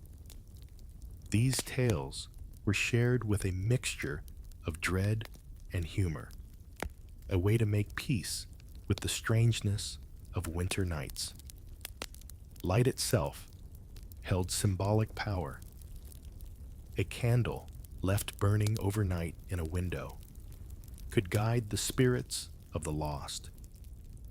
A hearth that never went out was a sign of blessing.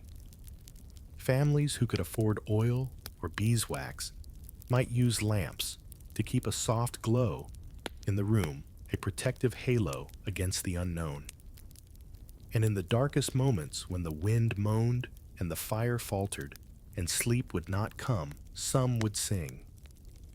Quiet, half-hummed melodies meant to lull the soul as much as the body.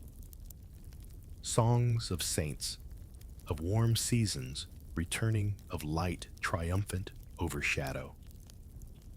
In those melodies lived not fear, but faith. Because at the heart of all these beliefs, superstitions, prayers, charms, was a truth modern people sometimes forget. Night is humbling.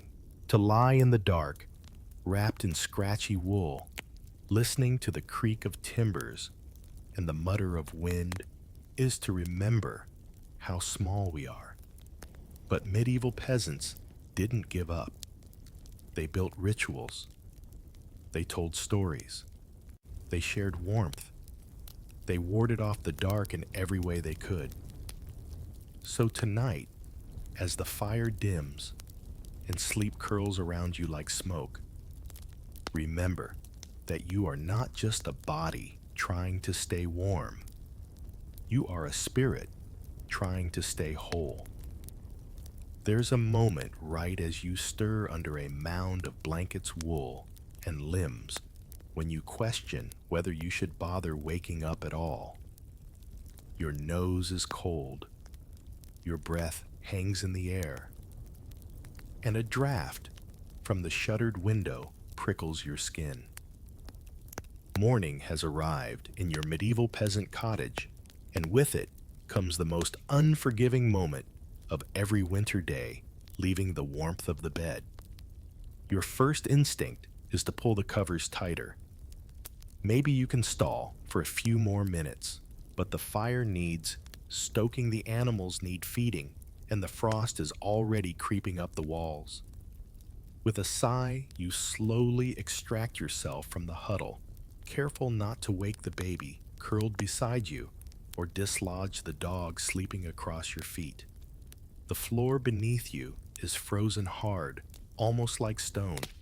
You move quickly, grabbing your cloak and wrapping it around your shoulders before your skin can catch a chill. Your boots, if you remembered to place them near the fire, are tolerably warm. If not, they're stiff with cold, and slipping them on feels like forcing your feet into buckets of ice. Either way, you grit your teeth and shuffle toward the hearth. The fire has dulled to embers. You kneel, ash puffing up, as you poke the coals and whisper a silent prayer that some spark remains. With luck, the banked fire from the night before catches again. You add kindling and wait for the flames to reappear, a low flickering warmth that signals the start of a new day. If it doesn't catch, you'll need to strike the flint, hoping your hands aren't too numb to do the delicate work of starting fire from scratch. As the room brightens by degrees, you begin your morning ritual. It's not glamorous, but it's essential. Step 1. Water.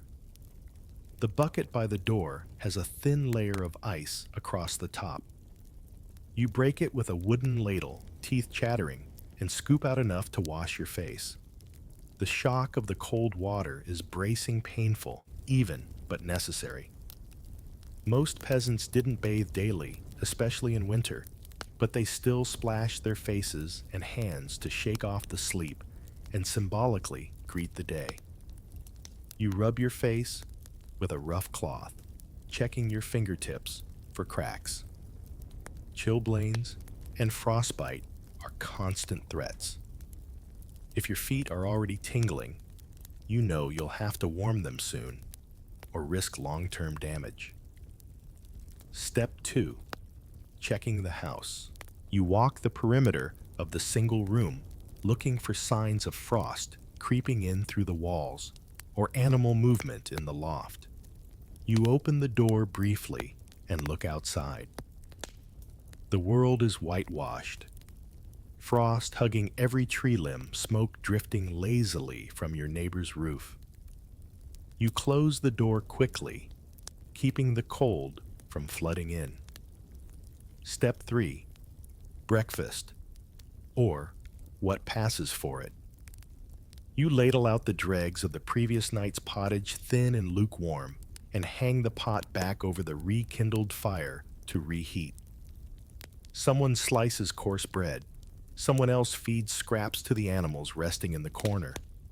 A child mumbles a prayer, still half asleep, while wrapping their arms around their knees. The cottage slowly stirs to life. Outside chores await.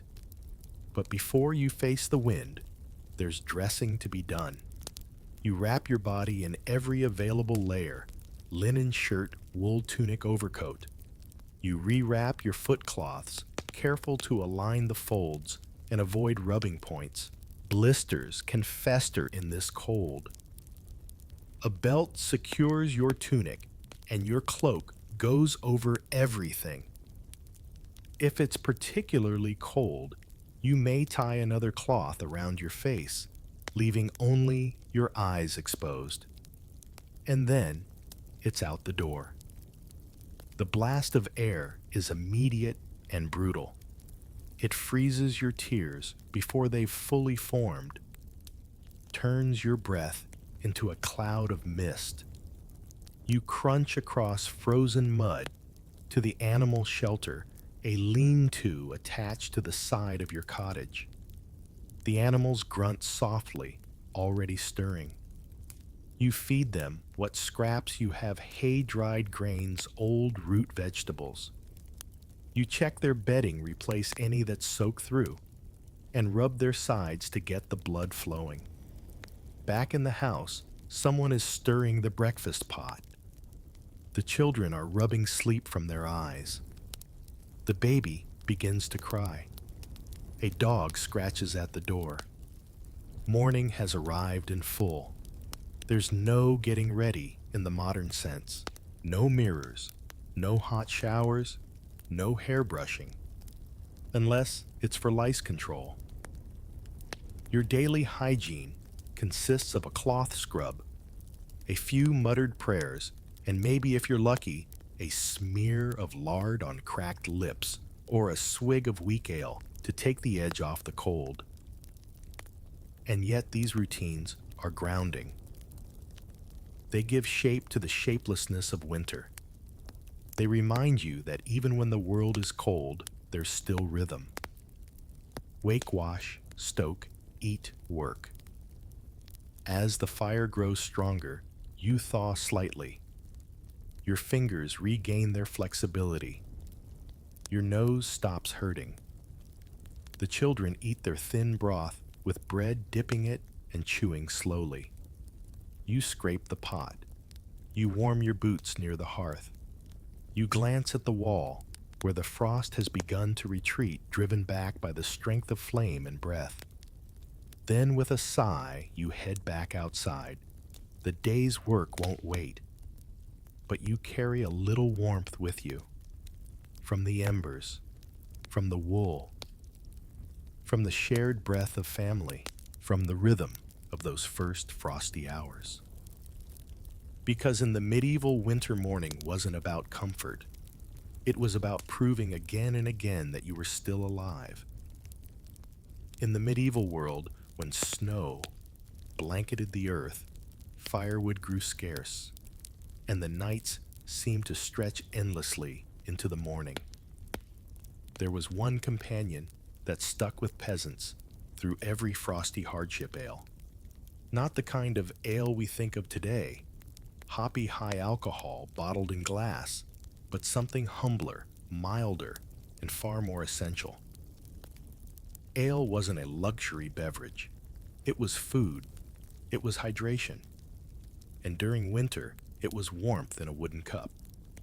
Let's begin with a crucial clarification. The ale most medieval peasants drank was what we might now call small beer. This wasn't some hearty pub pint meant to be sipped slowly for its complex flavor profile. No small beer was low in alcohol, sometimes barely more than 1%, and brewed as a safer alternative to drinking water. And during the coldest months, that ale became even more important. Water was dangerous. Wells could freeze. Streams could carry disease. Snow had to be melted, and doing so took precious fuel. Boiling water was time-consuming and not always practical.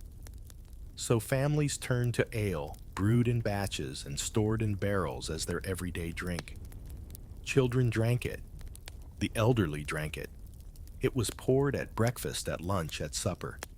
And during winter, it served a bonus function, warming the body from the inside out. A morning mug of warm ale. Yes, warm might be flavored with herbs or spices if available. Sage, rosemary, or even a touch of honey could be added both for taste and supposed medicinal value.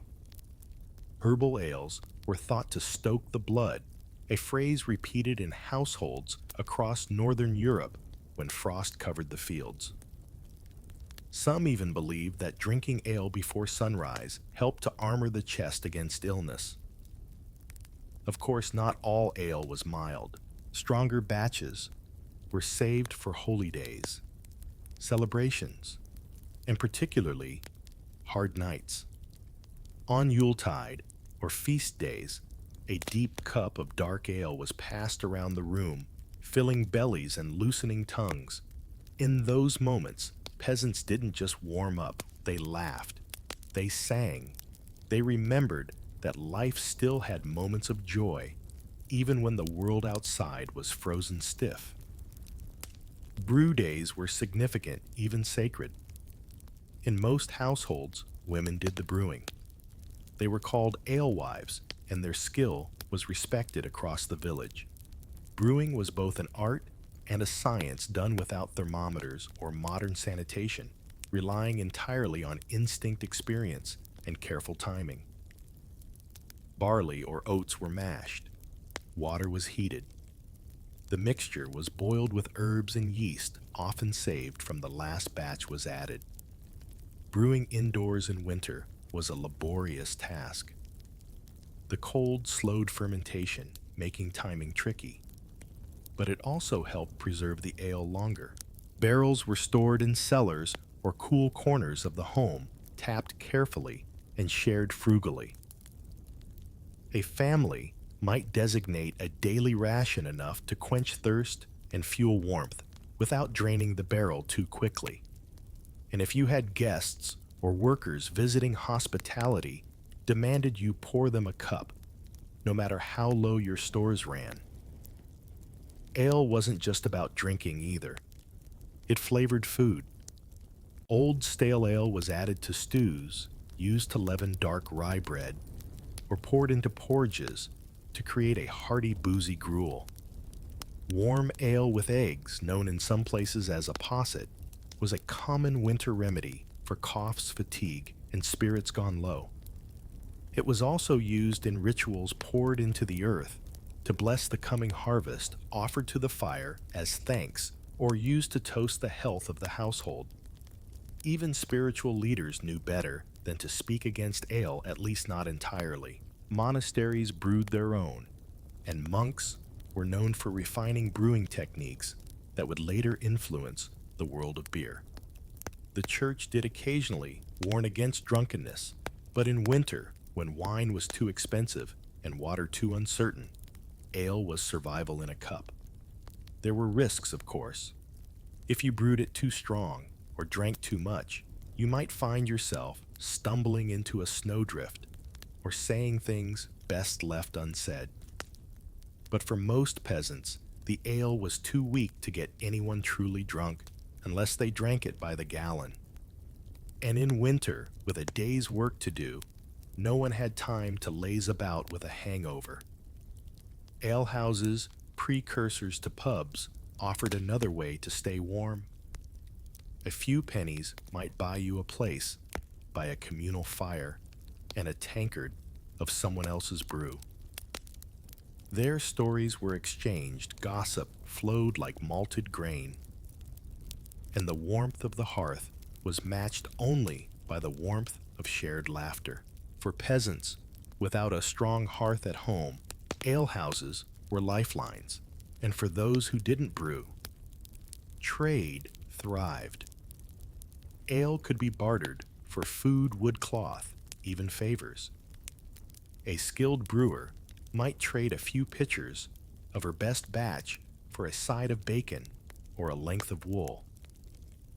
In lean years, that ale became not just drink, but currency. One of the best parts brewing didn't need a fancy setup. Even the poorest households could do it with just a cauldron, a barrel, and a bit of luck. And because ingredients were simple grains, water, yeast, there was endless variation.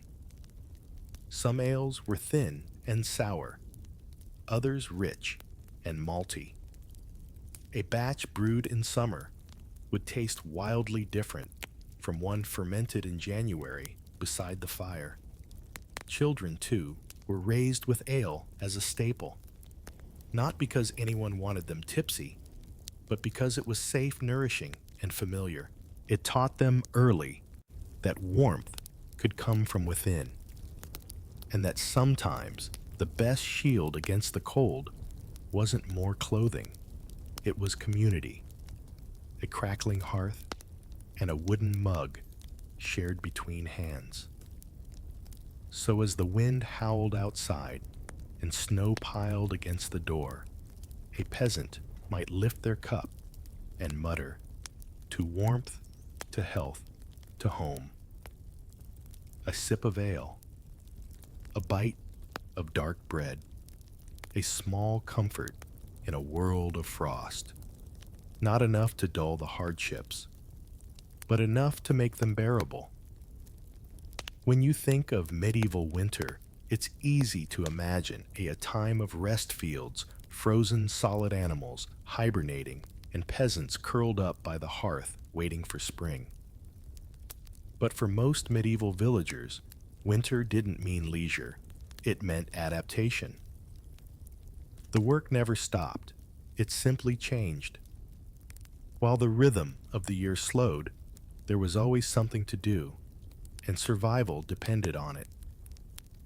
Let's start with the land. By December, the growing season was long over. The fields were bare, the trees skeletal, and the ground as hard as iron. But that didn't mean peasants sat idle. Winter was a time for maintenance of tools, of buildings, of everything that broke down over the course of a year's brutal labor. Men spent cold mornings repairing plows, sharpening blades, mending fences, and carving replacement handles for spades, hoes, and scythes. If your tools weren't ready by thaw, you'd fall behind when spring planting began, and that could spell disaster. Some tools were repaired at home near the fire, others out in sheds or workshops attached to barns where breath curled in clouds and fingers had to be worked constantly to keep from freezing. Buildings, too, demanded attention. Roofs had to be patched where snow seeped in. Daub cracked in the walls from frost heaving needed to be filled with fresh mud and straw. If the cottage's support beams groaned too much under snow weight, neighbors might come help reinforce the structure because if your house collapsed in winter, so did your hope of surviving it. Women's labor intensified in different ways. Winter was when spinning and weaving hit their peak. With the harvest stored and the fields quiet, women turned their attention to transforming flax into linen and wool into yarn. Spindles hummed day and night by firelight. Children helped card fleece. Looms were set up in cramped corners, and slowly, carefully, yards of coarse cloth were produced to patch old garments or make new ones for growing children. Sewing was constant stitching mittens, mending socks, rehemming torn tunics, or creating padding for cold floors and drafty windows. Older women passed down techniques by hand, showing girls how to stretch thread double a seam or mend tears invisibly. Clothing wasn't disposable. It was heirloom. And in winter, being able to patch a cloak or reinforce a shoe sole was as important as knowing how to tend a fire. Then there were the animals. Livestock didn't hibernate, and neither did the work they brought. Cows had to be milked even as the wind howled through the barn's cracked beams. Chickens needed food and water, and their eggs had to be collected before they froze. Pigs needed feeding and cleaning. No one wanted to butcher a pig that had been sick from cold or starvation. Farmers checked on animals several times daily, trudging through snow and slush in wool-wrapped boots carrying buckets of slop or hay, coaxing reluctant beasts from cold corners. And then there was firewood. Even if you'd spent the summer collecting it, winter demanded vigilance. You chopped more daily, sometimes by lamplight, splitting logs and bundling kindling with fingers gone raw and red. One fire was never enough. You needed reserves. You needed backups for the backups. And with every gust of wind that rattled the door or howled through a roof beam, you felt the pull to check again. Do we have enough wood? Winter was also the season of trade and barter. With the roads icy and harvests gone, villages relied on their neighbors more than ever. A family who still had apples might trade them for wool. Someone who could carve bowls might earn bread. Women swapped herbal remedies and lent out needles. Even services were exchanged. Mending a neighbor's tunic might earn you a jug of ale, or fetching water could be traded for a few onions. For those near forests, winter brought a unique kind of work trapping and hunting. Peasants couldn't legally hunt larger game that was reserved for the nobility, but rabbits, birds, and sometimes fish from frozen streams were fair game. Boys set snares along animal paths. Men tracked prints in the snow. A single hare could feed a family for 2 days and provide fur for gloves. Nothing was wasted. In addition to physical work, winter brought its share of spiritual labor. People attended more church services. Feast days, holy vigils, and saints' remembrances punctuated the calendar, offering both spiritual comfort and a structured routine to combat the winter blues. Candles were lit in honor of saints' prayers, offered for protection from illness and hunger, and the community gathered, often shivering in cold chapels, to sing "Listen" and take communion. These gatherings weren't just for faith. They were social relief. Winter's isolation could weigh heavy, especially for the elderly or ill.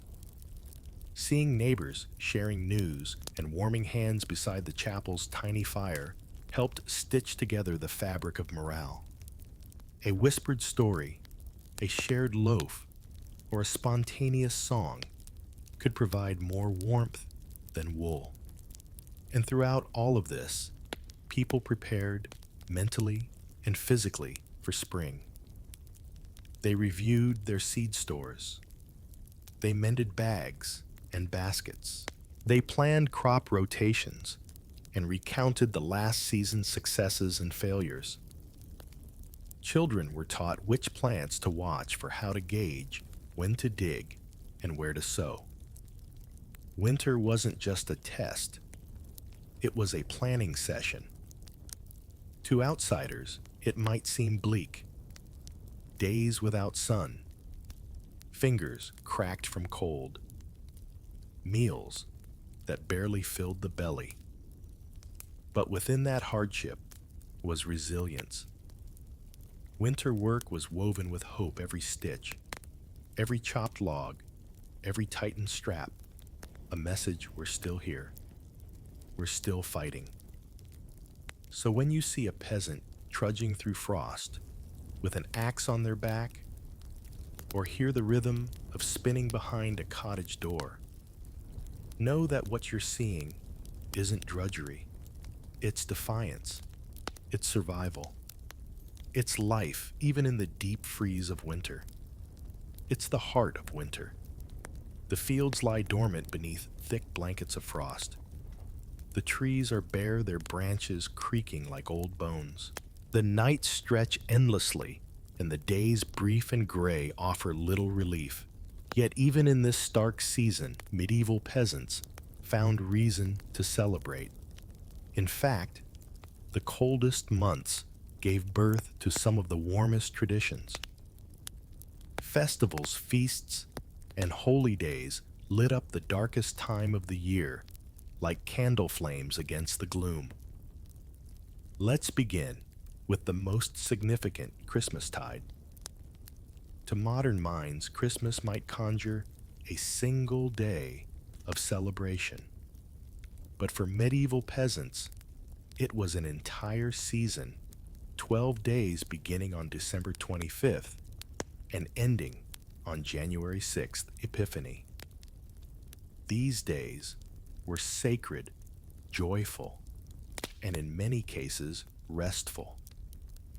They represented a pause in labor, a time of spiritual renewal and community warmth. The celebration started with midnight mass on Christmas Eve. Villagers braved the cold and snow wrapped in cloaks and wool to walk to their local church, often lit only by torches or flickering lanterns. Inside, the stone walls echoed with chanted prayers and hymns. The scent of pine boughs and beeswax candles mingled with incense. The Mass was solemn, yes, but also triumphant. Christ had been born and hope had come to the world. Back at home, the celebration continued. Even the poorest families tried to prepare something special for Christmas Day.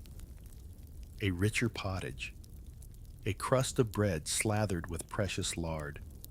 If a pig had been slaughtered in late autumn, a portion might be saved for this feast.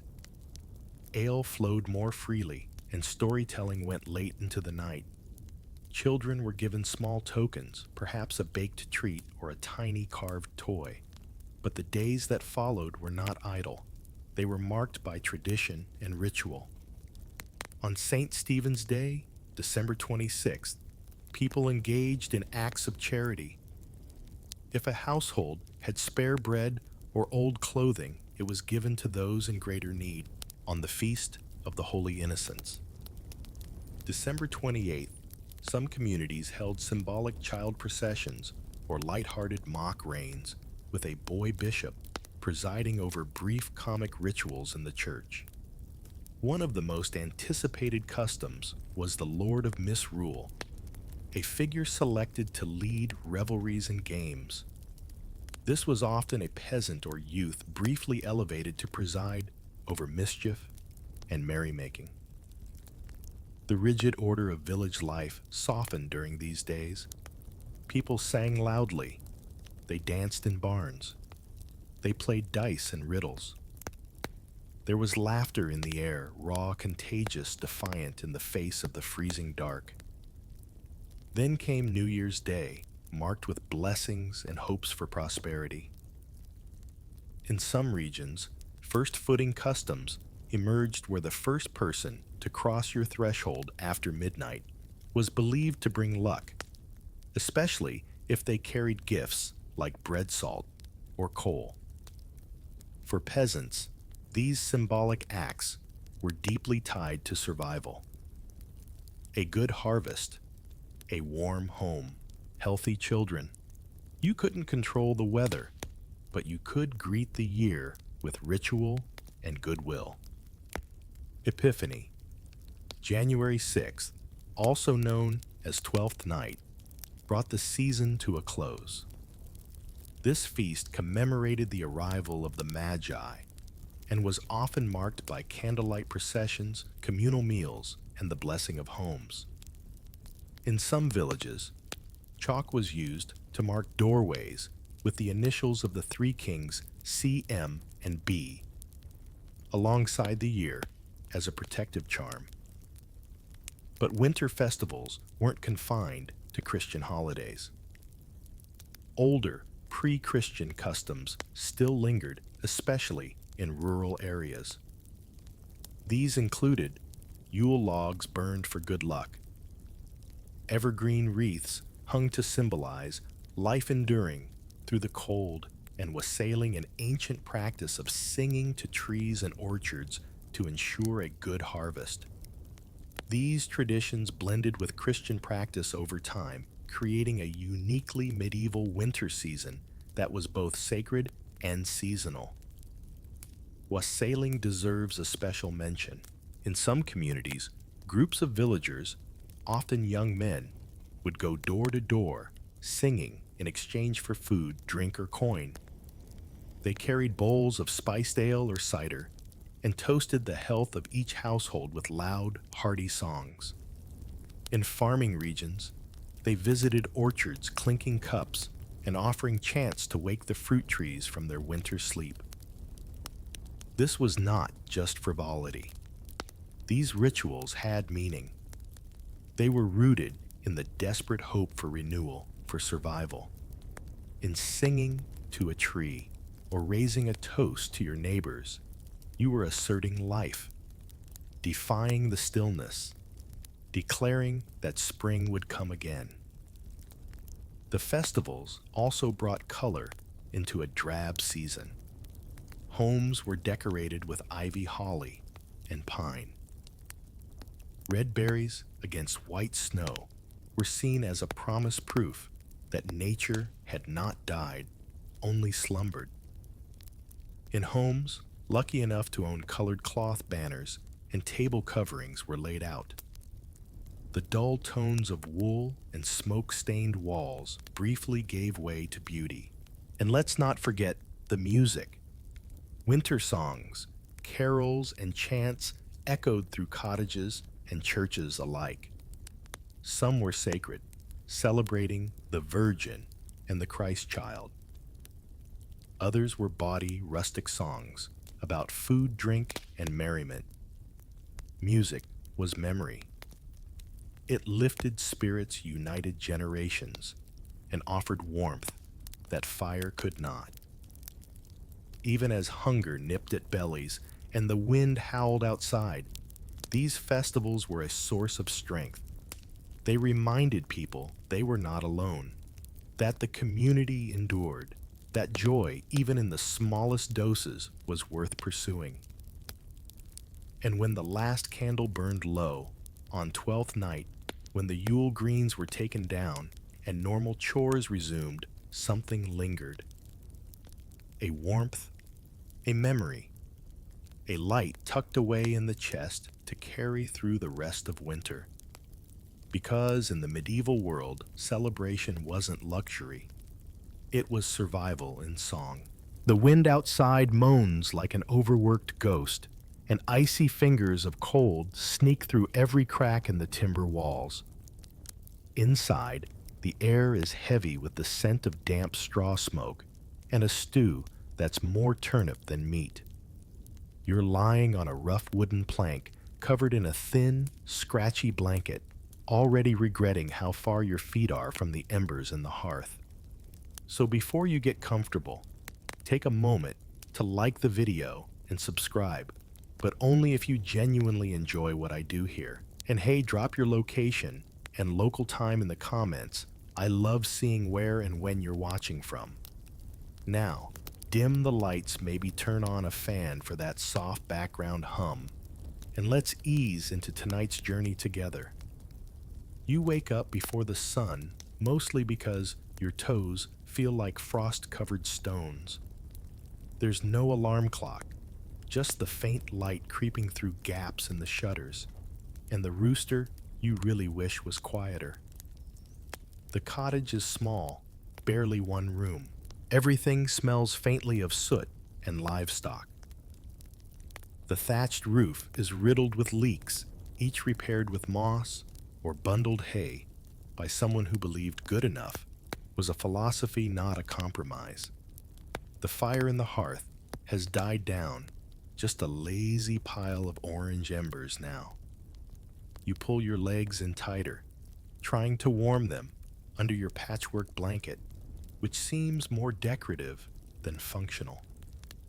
Next to you, a sibling groans and rolls over, cocooned in their own layer of threadbare wool.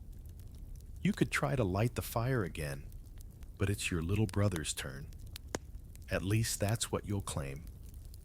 Outside, the ground is iron hard with frost. The chickens are huddled in their coop, looking more resigned than cold. The cows, if your family's lucky enough to have any, are giving you the kind of look that says, "We didn't ask to be here either." But that's all outside.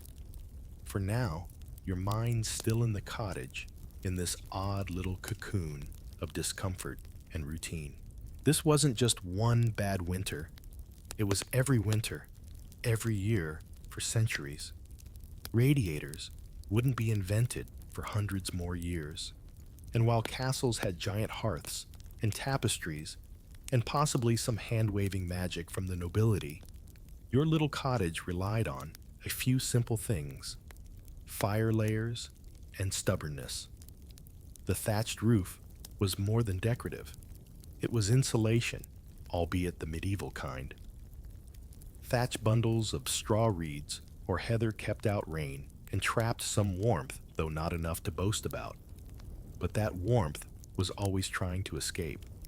Cold air sank from the ceiling. Warm air huddled low if it stayed inside at all. You'd learn to sleep curled like a snail, under whatever you could layer on yourself: animal skins, ragged cloaks, the neighbor's missing shawl that somehow ended up in your house. Oops.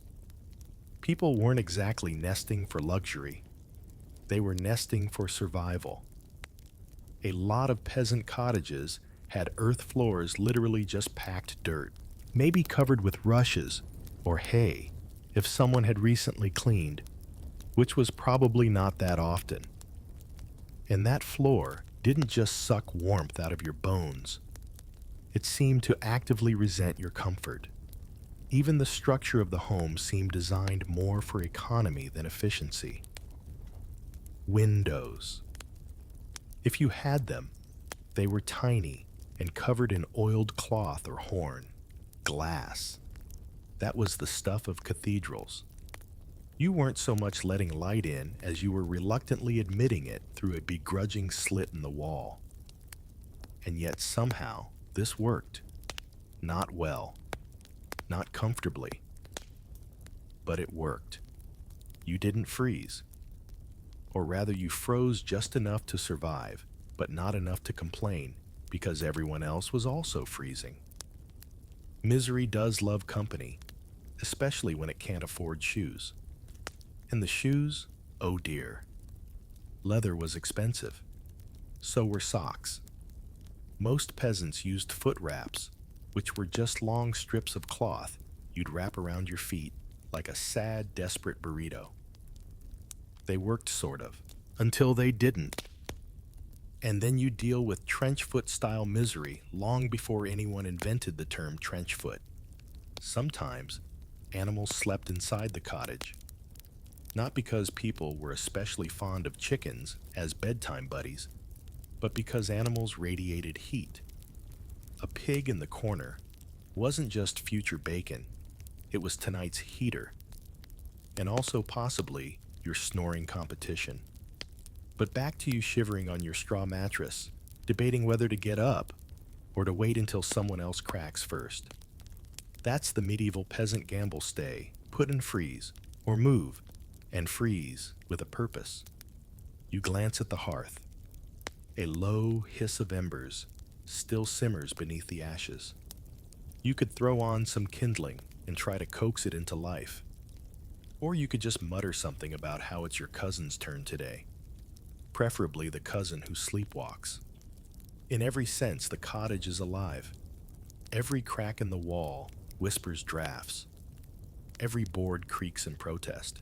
You can hear someone outside chopping wood, which is frankly the bravest act imaginable. Splitting frozen logs in freezing air with a blade that probably belonged to your great-grandfather's goat herder. That's just another Tuesday. Yet this wasn't a miserable life. Well, not entirely. There's a quiet rhythm to it, a resigned camaraderie. Everyone's equally cold, equally soot-stained, equally tired. And when the shear does catch and spreads its warmth in a slow amber glow, there's a moment of peace, of real comfort, the kind of comfort earned by sheer endurance. That's the strange magic of medieval winter. It was never comfortable, but it was familiar. You didn't expect warmth. You carved it out of routine sweat and low expectations. And maybe that's why, even now, there's something cozy about imagining it all. The hearth isn't just a fire pit. It's your sun, your television, your kitchen, your social media feed, all rolled into one glowing pile of embers. You wake up because of it. You go to bed staring at it. And if it goes out in the middle of the night, someone's going to get blamed very dramatically. The hearth is quite literally the heartbeat of your home. There's no chimney, not really. Instead, smoke billows lazily up through a hole in the roof if you're lucky, or just hangs around inside like a judgmental ghost coating everything in soot. You get used to it, or you don't, and just cough a lot. Either way, that fire is your lifeline. Without it, you're a very cold peasant with a raw turnip and no hope. Firewood is precious. It isn't just lying around waiting to be gathered. You have to chop it dry. Hoard it, like a miser hoards gold coins. Dead wood, fallen branches, even dried cow dung. Yes, that too becomes fuel. Some days, what burns isn't as important as whether it will burn. You might have a basic iron pot hanging over the flames, or a flat stone where you bake whatever qualifies as bread this week. Every meal involves fire. Porridge fire, cabbage soup fire. Attempting to boil a rat you caught in the cellar fire again. The hearth isn't just warm, it's busy. And that makes it warmer still. It's early morning now. Your mother is poking at the ashes with a stick that served the family for 3 generations. She adds a bit of straw, then some twigs, blows gently. A tiny flame catches winks at her, then hesitates. For a moment, you all hold your breath. Then it grows. You feel it before you see it heat spreading like a secret across the stone floor. This is the part of the day where things start moving. You shuffle over hands, outstretched palms, raw and pink from the cold. Everyone takes turns warming their fingers. It's not a luxury, it's a ritual. If someone hogs the fire, they get a sharp elbow and a few muttered words not suitable for polite medieval company. And the smells smoke, onions, wool, sometimes pig. They blend into one unmistakable scent: survival. It's not unpleasant. It's just honest. You don't light candles here to chase away the aroma. You lean into it, like everything else in peasant life. Above the hearth, there might be a beam where herbs hang to dry. Sage, thyme, maybe some wild garlic if your cousin didn't eat it all raw again. The herbs add flavor, but they also dry out in the heat, releasing subtle, earthy smells. There's comfort in that. In knowing dinner might not be great, but it'll smell like something. Your father tosses another log on the fire. It hisses, spits out a few angry sparks, then settles down with a sigh. The orange glow grows brighter. Shadows stretch across the packed earth floor. For a moment, the whole cottage seems to lean in toward the warmth. Even conversation revolves around the fire. Someone jokes about the neighbor whose chimney caught a squirrel last week. Someone else mutters about how the firewood's still damp because someone didn't stack it right. You laugh. The fire laughs back. Then come the chores. You grab a stick and poke at the porridge bubbling near the edge of the fire. It's more water than grain, but it's hot, and that's what matters. Eating something warm in the morning isn't a treat. It's armor against the cold. You feel it slide into your belly, spreading like the fire did, slow, subtle, but essential. Sometimes, if the fire's strong enough, you toast a bit of old bread. It crumbles, barely holds its shape, but warmed and rubbed with a clove of garlic, it becomes something magical. Not good exactly, but better. And better is a victory. One of the strangest parts about the hearth is how much it's watched. You watch it to cook. You watch it to know the time. You watch it because it gives you a reason not to step outside yet. In winter, there are whole hours where everyone just kind of sits there, watching flames, not talking much, just existing in the flicker. Historians still argue whether this hearth-centered lifestyle created stronger family bonds or if everyone just tolerated each other better because it was too cold to storm out dramatically. You suspect the truth lies somewhere in the middle. When guests visit, the hearth becomes a stage. The seat closest to it, that's the place of honor. Elders get it first. Important neighbors second. Children are last unless they're sick, and then everyone shuffles around to make space.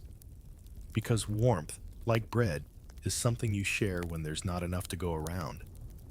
Of course, the hearth also brings risk. Fires can escape. Roofs can catch. More than one village story starts with, remember when the Thompsons tried to roast a goose and lost half the ceiling? That's why ashes are stirred carefully.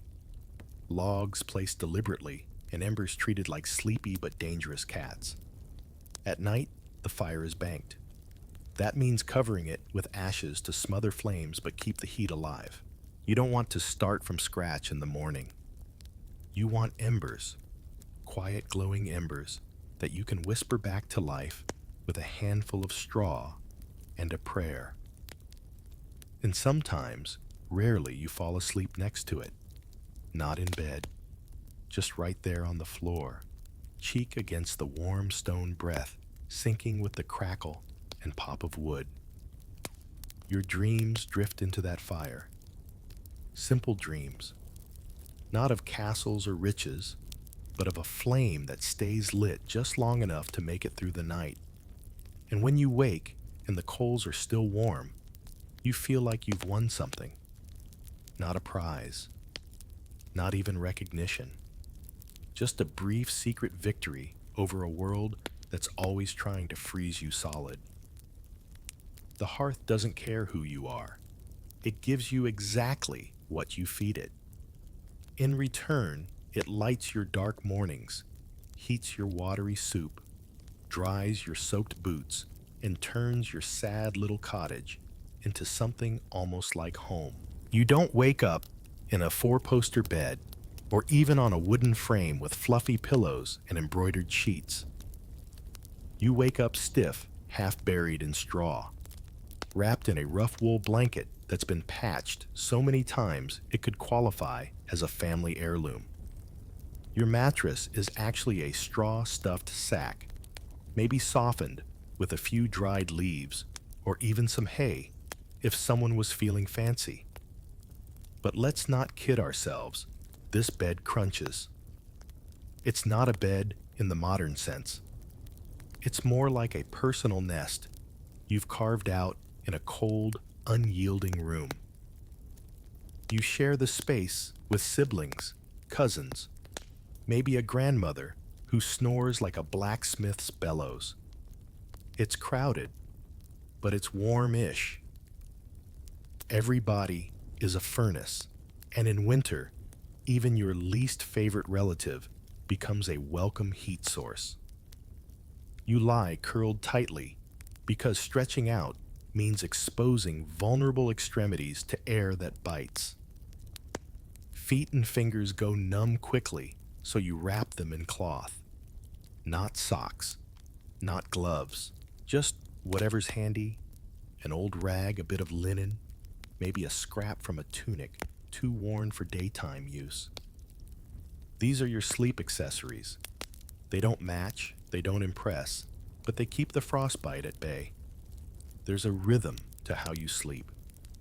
You start out bundled tightly, maybe with your head under the blanket, to trap your breath's warmth. Halfway through the night, you wake sweating because someone has rolled too close, or the fire is crackling a little too enthusiastically. Then a few hours later, you wake again shivering because the embers have dimmed and someone's stolen the only blanket worth anything. Welcome to the medieval version of temperature regulation. You're never quite dry either. Moisture clings to the thatch above you, and if it's a particularly cruel night, condensation might drip down onto your face. You get used to the occasional plop of cold water on your forehead. You mutter something rude, roll over, and pray it doesn't happen again. It does. Underneath the straw-stuffed sack, if you're lucky, is a wooden plank, or maybe just packed earth. There's no box spring, no padding, just you and whatever barrier you can fashion between your spine and the frozen ground.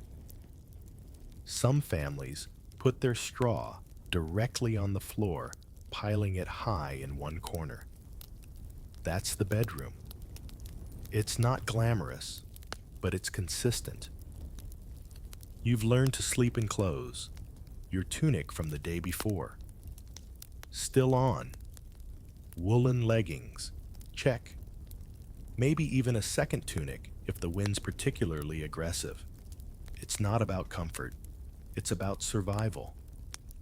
Taking clothes off to sleep is a luxury for people with fireplaces bigger than your entire house. You, on the other hand, are one draft away from hypothermia. And yet somehow you manage. There's a strange satisfaction in tucking yourself in just right, knowing the chill outside can't quite reach you. You make peace with the itchy wool, the occasional flea, the smell, damp straw. They're part of the bedtime ensemble, along with the distant snore of your uncle and the muffled grumbling of your mother, who just realized the goat snuck inside again. Mainstream historical records usually focus on nobles, canopy beds, feather mattresses, bed curtains to trap heat and keep out bugs. But down in your world, the records are quiet.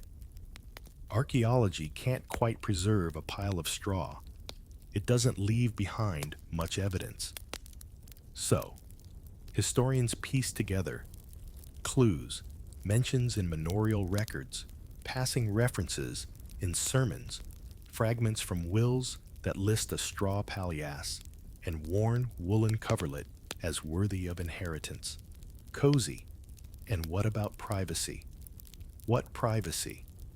The concept doesn't really exist here. The family bed is a real thing, and not just for economic reasons. It's about heat. You pile in together, bodies lined up like bundled firewood. Children sleep with parents, grandparents with grandchildren. The communal warmth outweighs any personal space. Personal space is for people with castles. This kind of closeness brings its own etiquette. You know not to kick. You learn whose feet are always cold and whose elbow is a wandering menace. You accept that someone will talk in their sleep and someone else will grind their teeth like they're chewing through time. It's just part of the ambiance. Of course, bed bugs and lice are also part of the ambiance. You try not to think about them. Everyone has them. They're practically pets. You learn not to scratch too much, not to complain unless someone else starts it first. Complaining doesn't make the bugs leave. It just reminds everyone that they're still here. In better households, there might be a curtain or partition between beds, or a box bed, a kind of wooden cupboard you could climb into, shut the doors, and pretend you were somewhere else. Those are rare luxuries, though. Most nights, you sleep where you fall, and that's good enough. If you wake in the middle of the night, there's no clock to check. You judge the time by the fire's glow, or the moonlight filtering through cracks in the shutters. Sometimes you wake up and listen to the creak of wood, the breathing of your family, the hiss of the wind outside. It's not quiet in the modern sense, but it's a kind of stillness. There's one more detail, the way the bedding itself is maintained. Straw mattresses need refreshing, not just fluffing full replacement. Every few weeks, the old straw is thrown out and new straw is stuffed in. You do it because old straw gets damp flattens and begins to smell like regret, plus mice. Enough said. And washing blankets rare. Wool doesn't like water. Blankets are beaten, aired sometimes, hung near the fire to drive out dampness and bad smells.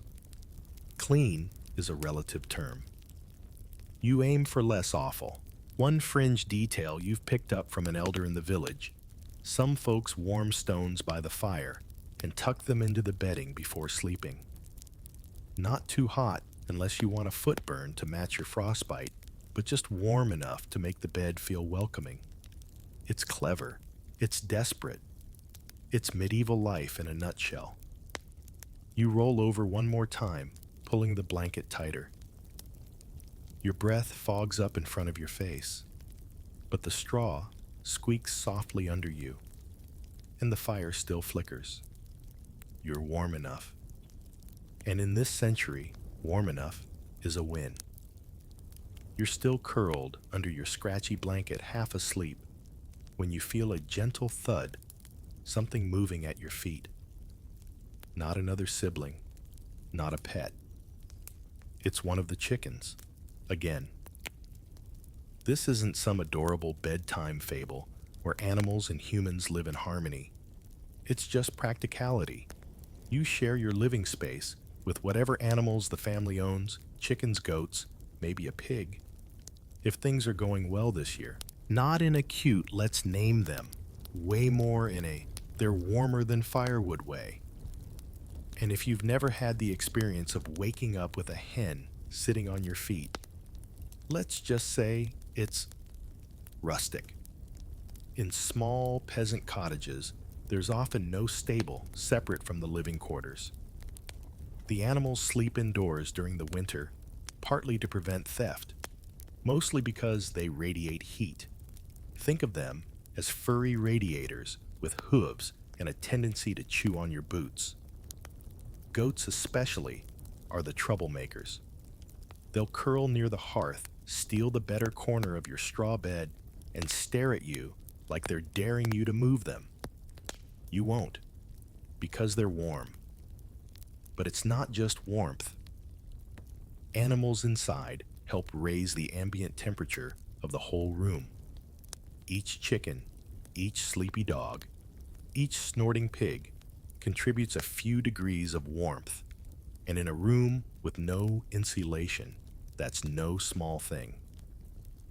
Body heat is currency here, and everyone 2 legs or 4 pays in. Of course, it comes with trade-offs. Smell for one. Let's not romanticize it too much. Animals make noise. They do their business where they please, and they don't care if you've had a long day threshing oats. But again, you adapt. You sleep through the squawking. You develop a sixth sense for avoiding surprises on the floor, and you become very skilled at muttering vague curses in the dark. Historical records mention these arrangements only in passing, often as something rustic or quaint. But for the peasantry, this wasn't charming. It was strategic. It was the line between bitter cold and bearable cold, between frost-bitten toes and just mildly numb ones. Even the way people arranged themselves for sleep took animals into account. If you slept near the door, you might get a breeze or a draft through the warped wood, but you'd also be closest to the dog. A warm dog is worth 1,000 down feathers in January. Maybe not a well-groomed dog, and certainly not a quiet one, but a warm one, absolutely. And chickens. They're surprisingly effective. Tuck one under each arm, and you've got built-in hand warmers. Sure, they may cluck and protest and occasionally peck your armpit, but you'll be warmer than your cousin on the other side of the bed, and that's what counts. Scholars sometimes argue about the specifics. How common was this arrangement? How widespread across regions and classes? But when you live in a single-room cottage, when your animals are your assets, your food, your status symbols, and your heating system, it makes sense. Logical, smelly, slightly chaotic sense. So tonight, when the fire has burned low and the cold creeps in like a quiet thief, you'll shuffle closer to the goat. Maybe even thank it. Not out loud, of course. That would be weird. Fashion isn't really the word for what you wear to bed. Survival strategy, maybe. You're not selecting sleepwear based on elegance or trendiness. You're layering like your life depends on it. Because it kind of does. Your nightshirt isn't a garment designed for bedtime luxury. It's a tunic. Possibly your only tunic, maybe a second one if your family is unusually lucky. It smells faintly of smoke onion soup, and whatever you last rolled in likely straw. But it's wool, it's long, and it traps heat like a medieval miracle. Wool is everywhere in your wardrobe. Scratchy, heavy, perpetually itchy wool. Linen's nice, sure, but good luck affording enough for more than an underlayer. If it's cold, and it always is, you throw on another tunic, or a cloak, or even a ragged fur that's seen better centuries. Nothing has to match. Nothing ever does. Your feet are the real problem. Always cold, always the first to complain. So you wrap them again, not in socks, but in foot cloths. Long rectangular strips of whatever fabric isn't currently holding up a window or plugging a roof leak. You wrap and rewrap until they resemble some kind of lumpy peasant sushi. Then you stuff them into shoes if you're heading out, or just let them rest on the edge of the hearth, soaking up warmth like two exhausted sponges. Historians still debate how common socks were among peasants. Some records hint at basic knitted or nail-binding socks, especially in colder regions. Others argue that these were luxuries and foot wraps were the standard for those who weren't planning to meet the king anytime soon. Either way, your feet are swaddled and you're still shivering. And your head. That's where the real style happens. A coiffa cap, or just a bit of tied linen to keep the heat in and the lice out. You look ridiculous. Everyone does. But that ridiculousness might stop your ears from freezing off, so you wear it with pride and maybe a little resignation. As for undergarments, let's just say modesty takes a back seat to insulation. You wear what you can find. A second pair of hose, maybe even an old shirt tied around your waist like a sash. It's not glamorous, but it adds one more barrier between you and the relentless cold. And sleep layers aren't just about personal comfort, they're about readiness. If you need to get up in the night, say to chase a wandering pig or put out a runaway ember, you're dressed enough to act. No fumbling for pants in the dark. No scrambling for boots while the goat tramples your sibling. You sleep ready. That readiness extends to keeping your clothes near the fire or even warming them a little before bed if space allows. Few things feel as luxurious as slipping into something slightly warmer than ambient frost, even if that something is made of homespun wool and smells like cabbage. And sometimes, just sometimes, you try something creative. A stone warmed by the hearth and wrapped in cloth tucked into your tunic. Or layering hay between your shirt and your chest, hoping to trap a few extra degrees. Desperate times, desperate measures. So tonight, you bundle up. Your tunic is tucked under your knees. Your feet look like wrapped hams. Your head feels like it's wearing a linen biscuit. But you're warmer than you were yesterday, and that in the grand tradition of medieval nightwear is the highest compliment available. If you squint hard enough and ignore the draft on your neck, your cottage almost feels insulated. Almost. But let's not pretend you're living in some medieval version of a cozy log cabin. Your walls are wattle and daub woven wooden slats smeared with a hearty mixture of mud straw and the occasional mystery ingredient, which might have once been manure. It holds together surprisingly well, but airtight is not one of its talents. Insulation, as a concept, is mostly wishful thinking. Your best defense against the cold isn't the walls themselves, but what you hang on them. Tapestries. If you're extraordinarily lucky or exceptionally good at bartering, are the gold standard. But for most peasants, it's old cloaks, bits of sackcloth, maybe the remains of a once decorative banner someone rescued from a passing noble's discarded pile. These rags flutter gently in the breeze on the inside of your house. Then there's the roof, that glorious patchwork of thatched twigs and bundled straw. From afar, it looks almost pastoral. Up close, you notice the moss, the leeks, and the occasional rodent family making a winter resort out of your rafters. But it does a decent job of trapping heat, provided the wind isn't howling directly through it. People get creative. Moss is a surprisingly effective filler. Stuff it into wall gaps. Cram it between the roof beams, wedge it beneath windows. If it's green and squishy, it's going somewhere. Not for aesthetics, purely function. It absorbs moisture, blocks, small drafts, and smells less offensive than other options. Windows, of course, are their own problem. Most are little more than holes with wooden shutters.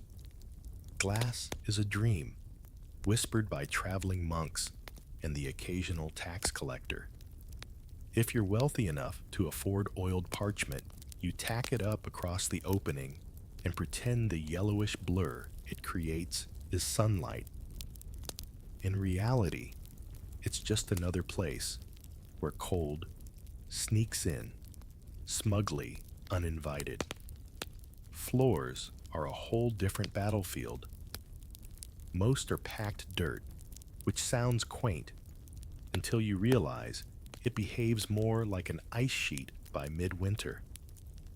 Some families lay rushes across it, dried grasses, maybe mixed with aromatic herbs if someone's feeling aspirational. The rushes insulate a little, absorb spills, and catch crumbs. Eventually, they also catch mice rot and mold, at which point you scoop them out and start fresh. Still, you do what you can. You build inward. Beds tucked into corners, benches near the hearth, tools and baskets stacked to create small nooks that hold in heat even if they don't make structural sense. You learn to sit with your back to a blanket-draped wall, breathing in the faint smell of old onions and victory. Even the ceiling plays a role. If you're really clever, or inherited a bit of carpenter's wisdom, you've slung extra beams low and thrown cloth or bundled straw over them. A dropped ceiling of sorts. It traps the warm air lower, keeps it from escaping straight up and out into the sky, where it does absolutely no one any good. But there's only so much you can do. Winter doesn't care about your fabric drapes and clever moss plugs. It finds its way in through gaps in the daub, under the door, down through the roof beams. You can hear it in the night, a sighing sound like the cottage itself is grumbling, which frankly it might be. And when that cold hits, you wrap tighter. You pull your stool closer to the hearth. You lean into the wall and pretend it's not damp. Because even though your cottage might not be insulated in any modern sense, it's still your shelter. Your rough, crumbling, wind-whistling shelter. And that makes all the difference. You shuffle toward the fire blanket around your shoulders like a makeshift cloak of sadness.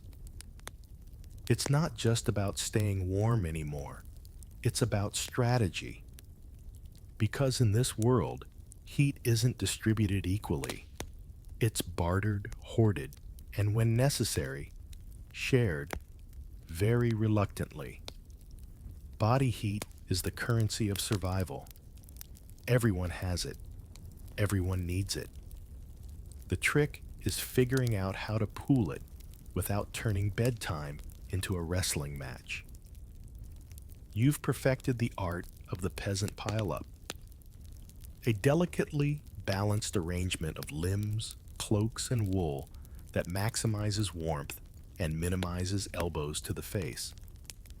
Spooning isn't romantic, it's math. Bigger bodies go in the middle. Small ones, children's scrawny siblings, get wedged in wherever they'll fit. You sleep like stacked firewood, each person locking into the next. It's not dignified, but it's effective. You're warm, or at least warmer than if you tried to brave the night solo. Of course, there are rules. No kicking, no thrashing, and definitely no flatulence, unless you want to be exiled to the icy edge of the pile where warmth is only a memory. You learn who snores, who steals covers, and who sleeps like a slab of stone. Those are the good ones, motionless and predictable. Your parents sleep closest to the fire. Elders and infants follow. Teenage boys naturally are pushed to the outskirts where their infinite body heat is best weaponized against the cold. No one complains because everyone understands the delicate geometry of warmth. It's practically an art form. Historians still argue whether these huddled arrangements were routine or reserved for only the coldest nights. But oral histories and scattered references suggest it was common, especially in harsher climates. There's even debate over whether certain family arrangements affected warmth. More children meant more heat, but also more chaos, less predictable warmth. A gamble. In wealthier homes, servants might sleep in halls pressed together for mutual benefit. In monasteries, monks sometimes slept two or three to a bed in colder regions, invoking not intimacy, but practicality. Warmth in the Middle Ages didn't care much for social norms. It just cared about physics. Even during the day, huddling continued. If chores could be done in groups, they were. Shelling beans, mending clothes, spinning wool. All excuses to gather close and share body heat. You sat knee to knee with your cousins, your grandmother, maybe the pig if it wandered in. Everyone radiated a little warmth. It added up. And during illness, body heat became medicine. You'd bundle up the sick person in every available textile, then press close, hoping to raise their temperature through sheer proximity. It wasn't science, but sometimes it worked. Sometimes it didn't. Either way, it was worth trying. You learn the subtleties of shared warmth. When to lean in, when to back off. You read someone's shiver like a signal. You get good at silent negotiations, shifting closer inch by inch, offering an edge of your cloak. Accepting someone else's knee under your ribs without complaint. There's no modesty here, not in the cold. Modesty is a luxury, and warmth always wins. Even when you're annoyed, even when you're feuding with your sibling over who spilled the stew yesterday, you still sleep close. You still share heat, because grudges freeze. Forgiveness, at least temporarily, thaws. You don't get to crawl into bed at a civilized hour with a mug of hot something and a good scroll. No bedtime waits for no one. And more importantly, it waits until every last chore has been done, redone, and checked twice. Sleep is a reward, not a right. By the time you finally collapse onto your straw mattress, your limbs are aching from the day's labor. You've hauled water-chopped kindling, scrubbed a pot so stubborn it might be older than your grandparents, and helped herd 3 disobedient ducks, who somehow ended up on the neighbor's roof. You're not tired, you're exhausted. And that exhaustion is a kind of warmth all its own, an internal heat earned by sheer effort. It's a cruel irony that by the time you're ready to sleep, the fire's starting to die. The embers still glow, but no one has the energy to coax more flames from them. You all just lie there in the dimming light, wrapped in each other's snores, and body heat too tired to be cold yet. Because here's the thing, you fall asleep warm. You do. The residual heat from movement, the shared warmth, the lingering fire, it carries you off. But several hours later, your body cools, the fire dims, and you wake. Not fully, just enough to notice your nose has turned to stone, and your feet feel like someone swapped them with 2 frozen turnips. You shift positions, tuck your knees up, pull the blanket tighter. Maybe even slide a hand under someone else's cloak, not for mischief, just for fingers that remember warmth. Sleep returns, but it's lighter now, more fragile. Midnight is when you feel it most, that creeping cold that snakes into the room, whispering through every wall crack and dancing along the floor. You dream of summer of sun on your back, of not needing to sleep like a bundled root vegetable. But then a chicken clucks in its sleep. Someone coughs, and you're back firmly, vividly, in your scratchy blanket cocoon. By dawn, the chill is brutal. Your muscles ache from clenching all night. Your nose is numb, and yet somehow your back is sweating because someone spent the night practically on top of you.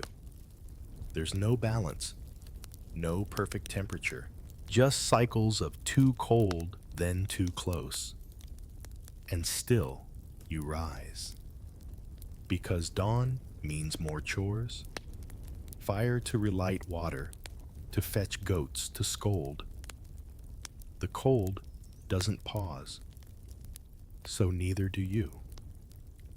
If you thought surviving the cold was all wool fire and group cuddling, think again. In the world of medieval peasants, there was another layer to the nightly war against the chill, one filled with pungent herbs, warmed stones, and a sprinkle of superstition. Start with the basics, the hearthstone trick.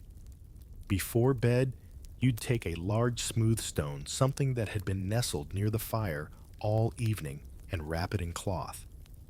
Then you'd tuck it under the blanket at your feet. This simple hack could mean the difference between ice-block toes and something close to comfortable. Just be sure it's not too hot, or else your cozy comfort becomes a second-degree burn. Some peasants even used heated bricks or bits of metal warmed at the fire, then wrapped in straw and linen. Primitive, yes, but effective if you didn't mind a little soot on your bed sheets or a slight singe in the straw mattress. Now enter the herbs. Medieval folk didn't just season their stews, they seasoned their sleep. Bundles of dried lavender, rosemary, and thyme were often hung near sleeping areas or tucked into the straw mattress. Not because peasants were going for ambiance, but because certain herbs were believed to promote warmth, ward off sickness, and perhaps most importantly, repel fleas. Smelling like a spice rack was a small price to pay for a slightly more pleasant night. Some families made small sachets of herbs to keep under their pillows or inside tunics. There was no scientific reasoning for it at the time, but today we know some herbs have mild antiseptic or calming effects. So, while they may not have turned your cold hut into a luxury spa, they helped make sleep just a bit more tolerable. Then, there were the brews, hot drinks made from herbs like chamomile or elderflower, sometimes laced with honey if you had it. These nighttime concoctions weren't just comfort drinks. They were medicinal tonics meant to warm the blood and chase away chills. Some included a bit of fermented cider or weak ale to help you drift off. Alcohol wasn't frowned upon for bedtime. It was a tool. Of course, the line between medicine and magic was blurry. Some peasants believed that cold wasn't just about weather, it was about balance. The medieval understanding of health involved humors, not the funny kind, and staying warm helped keep those humors in check. So sleep rituals might include muttered prayers, charms tucked beneath the bed, or amulets meant to protect you from night chills, which could also be witches, bad spirits, or that shady guy from 2 cottages down. Other folk methods were more peculiar. One 14th century herbal recommended rubbing goose fat on the soles of your feet and wrapping them in flannel before bed. Not a great smell, but reportedly effective. And for particularly nasty chills, some would stuff warm onion poultices into their boots or under their tunics. You didn't just sleep in onions, you slept with onions. Another common trick was to lie on one's stomach to preserve chest heat. This had the added benefit of making it harder for rats to crawl across your face. That wasn't part of the theory, but it was probably appreciated. And let's not forget belief in dreams. Some thought that sleeping cold would invite bad dreams or spirit sickness. So measures to stay warm weren't only about bodily comfort, they were spiritual protection. Cold sleep in many ways was seen as vulnerable sleep. So as you drift off, burritoed in wool and clutching a warm stone wrapped in a cabbage leaf, just pretend it's a spa treatment. Remember, your medieval ancestors didn't just fight the cold with brute force. They fought it with wisdom, with superstition, and a healthy dose of farm-scented ingenuity. In the end, the warmth you created wasn't just physical. It was ritual, it was belief, and it was hope. Because in a world of drafty walls and long winters, every little ritual helped bring a sliver of comfort into the dark. Imagine going to bed, not in a quiet room with a door, but in a single-room cottage packed with your entire family. Parents, siblings, perhaps a grandparent, and the occasional cousin who's just staying a few nights. There's no such thing as your own space. What you get instead is the medieval staple, the communal bed. This wasn't just an economic decision. Sharing a bed was the best way to conserve warmth during the long, bitter nights. Everyone piled in like logs on a fire, arranged in a surprisingly sophisticated formation. Parents typically slept closest to the hearth. Children were organized by size, the smaller ones nestled in the middle, where they were safest and warmest, while the bigger, more durable ones formed the outer layer. And if someone was sick, you bet they were pressed into the center, swaddled in every available blanket and body. There was little embarrassment. Privacy, as we think of it, didn't really exist. Social norms around sleep and modesty were different. You learned from a very young age to turn a blind eye, to ignore snores, muttered dreams, the occasional unfortunate bodily noise, and whatever your sibling mumbled while half awake. The night wasn't just for sleeping. It was a carefully negotiated truce of habits, quirks, and a shared desperation for warmth. You didn't sleep on bed sheets. You slept on a shared mattress, likely a straw or rush-stuffed sack placed on the floor or a raised wooden platform. Blankets were communal. If you had a good one, say a woolen coverlet that didn't smell too strongly of goat, it was carefully spread so that everyone got at least a corner. The problem was, someone always rolled over and took more than their share. It was a nightly arms race fought in silence and elbows. And then there were the arguments. Not full-on fights, mind you. Just whispered grumbles. Move over. You're on my hair. Stop kicking. Why are your feet wet? This nightly chorus echoed through cottages across the medieval world.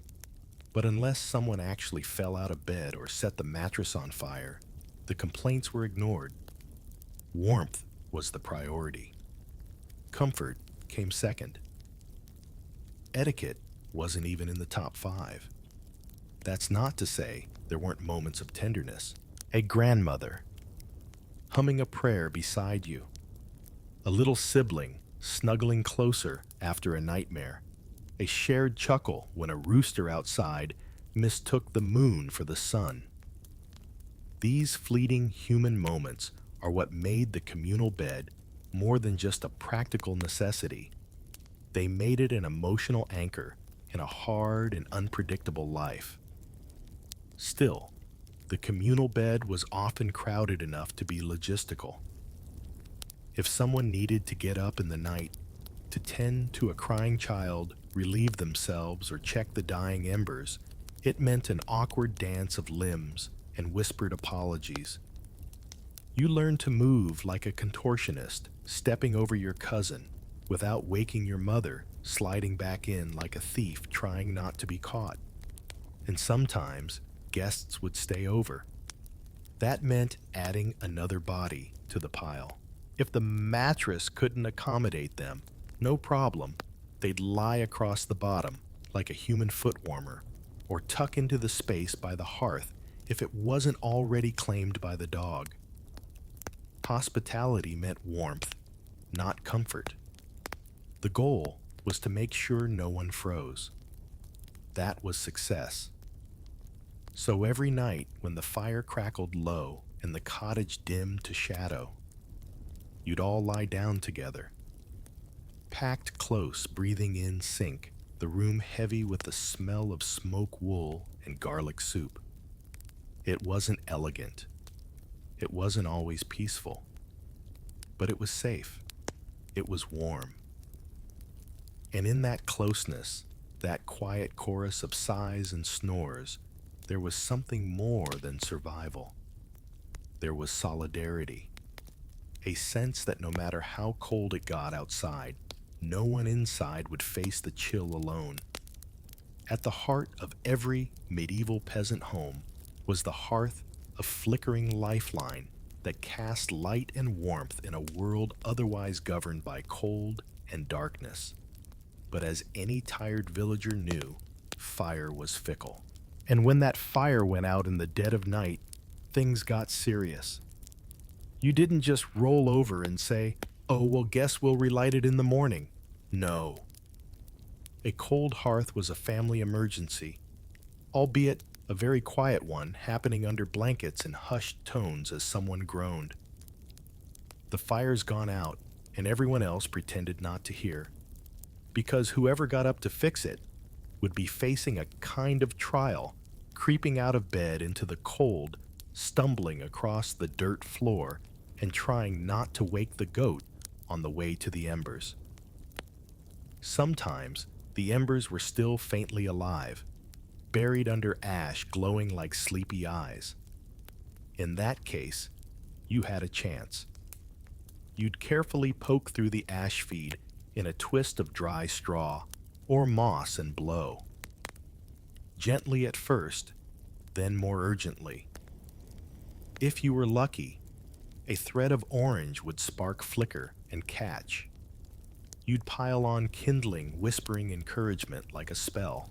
But if the embers were truly dead, if the hearth was nothing but cold stone and char things got complicated, fire wasn't something you could summon at will. Matches didn't exist. Flint and steel were possible tools, but peasants didn't always have them handy, and striking a spark was no quick fix. Starting a fire from scratch was a slow, frustrating process made worse when your fingers were stiff from the cold and the only dry kindling was already burned. So what did you do? Well, in many villages, the answer was simple. You borrowed fire. If your own hearth had gone dark, you'd bundle up, wrap a burning rushlight in damp cloth to keep the wind from killing it, and walk barefoot, half asleep and half frozen to your neighbor's house. Knock gently. Hope someone was still awake, or that they had mercy. They'd share a few hot coals, or let you light a bundle of twigs and send you trudging back through the frost like a pilgrim with a sacred flame. This exchange wasn't considered shameful. It was expected. Everyone's fire went out at some point, and the village depended on mutual warmth just as much as mutual labor. If you helped your neighbor rekindle their fire today, they'd do the same for you tomorrow. There were even traditions surrounding firekeeping. Some communities appointed a woman known as the keeper of the fire, who would maintain a steady flame throughout the night and serve as a source for others. This role often fell to older women who no longer worked the fields but still contributed through this critical task. It was a quiet but essential job holding the literal warmth of the village in her hearth. If you couldn't relight the fire or find someone to lend you flame, You had no choice but to endure. You'd pile on every blanket, wrap your cloak around your feet, pull the dog and goat in close, and wait for morning. Sleep would come in fitful waves, broken by shivers and whispered curses. Someone might even joke that you could see your breath better than the furniture. And then there was the shame of waking up cold and smoky, knowing that your hearth had failed its duty. Some families swore it was bad luck to let the fire die, that it invited illness or evil spirits. Others just knew it meant a miserable start to the day cooking breakfast over yesterday's coals, now long gone cold. So every night, you didn't just bank the fire, you prayed over it. Not always formally, but with care and intention. You stirred the ashes, tucked the embers like a sleeping child, and hoped they'd still be glowing come dawn. Because when the fire went out, it wasn't just warmth that disappeared. It was safety, light, the quiet comfort of knowing, even in the deepest dark, that you were never entirely alone. Morning doesn't come gently. There's no warm light filtering through curtains, no chirping birds over a fresh mug of tea. Instead, it arrives with the sharp metallic slap of frost against your cheeks and the hoarse crow of a rooster who seems far too enthusiastic for the hour. You groan. Not because you're still tired, though you are, but because you know what's waiting outside. The first thing you feel when you swing your feet onto the floor is the icy kiss of packed dirt that may as well be stone. You hiss, pull your legs back, and consider just staying in bed forever. But the goat's already bleeding, someone's coughing in the corner, and the fire needs to be revived. Again. So you wrap your foot wraps tighter, shove them into stiff leather shoes, and brace yourself. Out you go.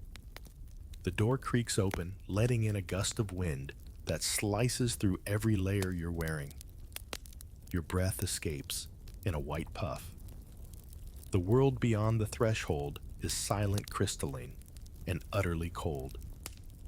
Everything, trees, fences, rooftops, even the wash bucket, is dusted in glittering frost. It looks beautiful, sure, but you're too busy shivering to enjoy it. First, stop the animals. They don't care that you're half awake or that your teeth are chattering. They're hungry. The chickens cluck angrily as you throw open their coop. You reach in for eggs if they've bothered laying any this morning and find only cold, disgruntled feathers. One pecks your hand. That's gratitude for you. Next, it's on to the pigs and cows if your family is lucky enough to own any. Their breath hangs in clouds as they snort and shift in their pens. You haul frozen water buckets from the well or stream if it hasn't iced over, cracking through the surface with a stick or your elbow if necessary. It takes strength, and your arms feel like lead pipes wrapped in burlap. Feeding the animals comes with its own rituals. You scoop slop, pitch hay, refill troughs. Your fingers go numb before the second chore. You blow on them, rub them together, keep moving. Stop for too long, and the cold seeps in so deep it feels permanent. By the time the sun finally breaks over the hills, your cloak is dusted in frost, and your nose is red enough to scare small children. You don't care. All you want is to go back inside and sit by the fire, assuming someone has managed to revive it while you were outside playing icicle. Back in the cottage, the warmth feels like a miracle. It's not even that warm, just less cold than outside, but that's enough. You crouch by the hearth boots, steaming hands outstretched like a worshiper before an altar. Someone passes you a mug of something hot. It tastes like boiled oats and yesterday's dishwater, but it's heavenly. Even with the fire burning, the room remains dim and chilly. But you've stopped shivering. You peel off your outer cloak scratch at the straw in your sleeves and look around at your family faces, pink hair, matted clothes layered in haphazard fashion. Everyone looks a little dazed, a little frozen, a little victorious, and there's still more to do. The day's labor hasn't even begun. You'll mend fences, gather more firewood, spin wool grind grain. But for a moment, just a brief breath in time, you sit. You warm your fingers. You rest your forehead on your knees and smile. You survived the night again. In the rhythm of medieval life, there's no such thing as comfort in the modern sense. But there are small triumphs. A fire that stayed lit. A cow that didn't kick. A single egg found beneath a broody hen. These are your luxuries. And even though the day promises more frost, more work, and more sore muscles, you begin it with quiet pride.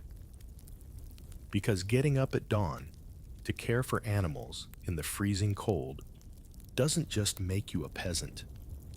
It makes you a survivor. Winter was long, bitter, and relentless, but it wasn't without its bright spots. In between the gray skies and endless frost, medieval peasants found warmth in the most unexpected place celebration. Festivals, feasts, and holy days weren't just religious observances or excuses to eat slightly better food. They were survival mechanisms, moments of joy and distraction that pulled communities through the darkest time of year. Take Christmastide, for example. It didn't just last a day. It stretched across 12, sometimes even longer. The Yule log was more than just a fancy piece of firewood. It was a communal blaze meant to last through the coldest nights, lit with ceremony song and the promise that warmer days would return. People gathered around it, told stories, and shared what little they had. In some villages, neighbors might exchange small tokens, a bit of cheese, a fresh-baked loaf, maybe a woolen cap, gestures of goodwill that reminded everyone they weren't alone in the cold. And the food, oh the food. While the everyday diet leaned heavily on porridge and turnips, feast days brought out hidden treasures, salted pork, saved since autumn fresh-baked pies, filled with dried fruits and spiced ale heated over the fire. If someone managed to catch a goose or hare, it became the centerpiece of a celebration. Even if you didn't get more than a bite, that bite tasted like triumph. Winter festivals weren't only about eating, though. They were a chance to stop working, or at least pretend to. Chores still had to be done. Animals still needed tending, but there was a rhythm of pause. Dancing might break out in the middle of a snowy field. Musicians, fiddlers, drummers, pipers played until their fingers froze. People sang, off-key, out of breath, joyfully. The church calendar played a major role in setting the festive tone. Candlemas Epiphany, St. Nicholas's Day each brought procession songs and rituals meant to bless the land, the people, and the livestock. These days weren't just religious markers. They were lifelines. They gave structure to the endless gray. They gave meaning to the days that felt otherwise interchangeable. One of the most beloved winter traditions was mumming, a kind of informal folk theater. Villagers would dress up in disguises, animal masks, flower-covered faces, patched up tunics turned inside out, and perform comedic or moral tales. It was silly, often nonsensical, and completely captivating. For a few hours, everyone forgot the cold. They laughed, they cheered, they remembered what it felt like to feel something other than frozen. And then there were games, wrestling in the snow, tug-of-war, with ropes pulled from old farm carts, blindfolded tag around the haystack. No one was too old to play. Not when every laugh chipped away at the frost. Not when moving your body kept your blood from freezing solid. These distractions weren't frivolous. They were essential. Without moments of joy, the cold wore down more than the body. It wore down the spirit. Winter could feel endless. The sun barely rose, and when it did, it gave more light than warmth. In that bleakness, festivals weren't just entertainment. They were resistance. A declaration that life would continue no matter how deep the snow. Even funerals, as grim as they were, became occasions to gather, to tell stories, to remember warmth. The sharing of food, the lighting of candles, the communal singing of prayers, all offered a kind of comfort that no fire could match. In this world, joy wasn't taken for granted. It was forged, carefully, like a flint striking stone. It came in flashes. A steaming bowl passed from hand to hand, a child's laughter echoing through a snow-covered yard, a song sung in harmony around the hearth. And those moments, however small, were everything. They were how medieval peasants kept their hearts warm when the world around them turned to ice. Socks, something so simple, so taken for granted today, yet in the medieval world, they spark debates among historians that rival the question of who built Stonehenge. Were socks common among peasants? Did they knit them? Wrap their feet? Wear anything at all inside their boots? The answer: it's complicated. To start, the very idea of a sock, as we know it, didn't quite exist for much of the early Middle Ages, at least not for peasants.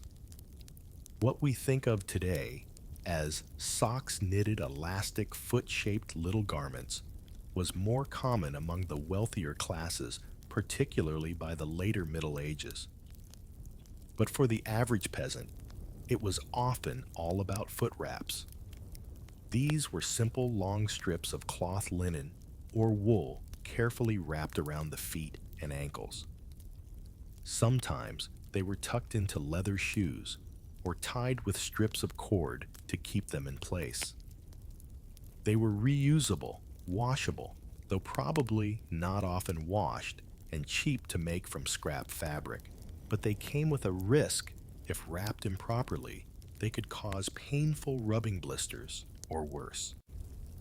For peasants trudging through snow or muck, that was no small issue. Still, foot wraps had their advantages. They were adaptable, easy to dry, and easy to layer.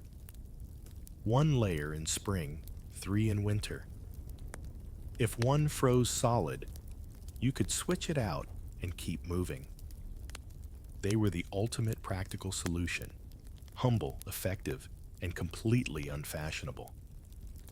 By the later Middle Ages, evidence begins to show that peasants in some regions did wear rudimentary socks, often nail-bound, a kind of early needle-looping technique that predates knitting or knitted, depending on local traditions and materials. Nail binding creates a dense, warm fabric excellent for insulation, though slower and more labor-intensive to produce than knitting. It wasn't fast fashion. It was the kind of thing you made once and guarded with your life. Knitting itself didn't become widespread in Europe until the 13th or 14th century. And even then, it was primarily done in urban centers and among wealthier households at first. But over time, as wool became more accessible and techniques spread, it's likely that even rural folk picked up the skill. Some communities developed regional patterns, colors, and styles, not necessarily for decoration, but for practicality. A good sock was worth the time it took to make it. Still, archaeological evidence is sparse. Socks don't preserve well in the ground. Most of what we know comes from artwork manuscripts and a few lucky textile finds buried in bogs or graves. These finds show that socks certainly existed, but whether they were worn by the average pig herder or field hand remains up for debate. And then there's the footwear itself. Medieval peasant shoes were often just leather slippers, simple turn shoes made from a single piece of cowhide, stitched at the sole and worn until they disintegrated. With little to no insulation, these shoes offered more protection from stones than from the cold. A sock, or even just a second foot wrap, could mean the difference between a tolerable day and a frozen foot. Interestingly, some written records suggest that people layered multiple garments on their feet, wrapping cloth over basic stockings, then layering hose, then binding everything together with garters or leather thongs. This made for an awkward, bulky setup. But warmth wasn't about looking good. It was about not losing toes. There's even evidence from sumptuary laws and wills listing socks or hosen as valuable items, especially if they were dyed or made of fine wool. That tells us that even something as mundane as foot coverings could be prized. A well-knit sock wasn't just warm, it was wealth. So yes, the history of socks is fuzzy, sometimes literally. But what's clear is that peasants did what they had to do. Whether they wrapped stitched, bound, or layered, they found ways to keep their feet from freezing, even if it meant sacrificing style, mobility, or comfort. And next time you pull on a warm pair of thick wool socks before stepping out into the snow, just remember your medieval ancestor probably did the same, only slower, with twine, and probably while being watched by a judgmental goat. You've heard a lot by now about how medieval peasants stayed warm: the fire, the wool, the chickens underfoot, the hopeful herb sachets, and the strategic body piling. But there was something else they relied on, something that burned even when the hearth didn't, something that didn't need kindling or careful banking. Hope, stories, songs.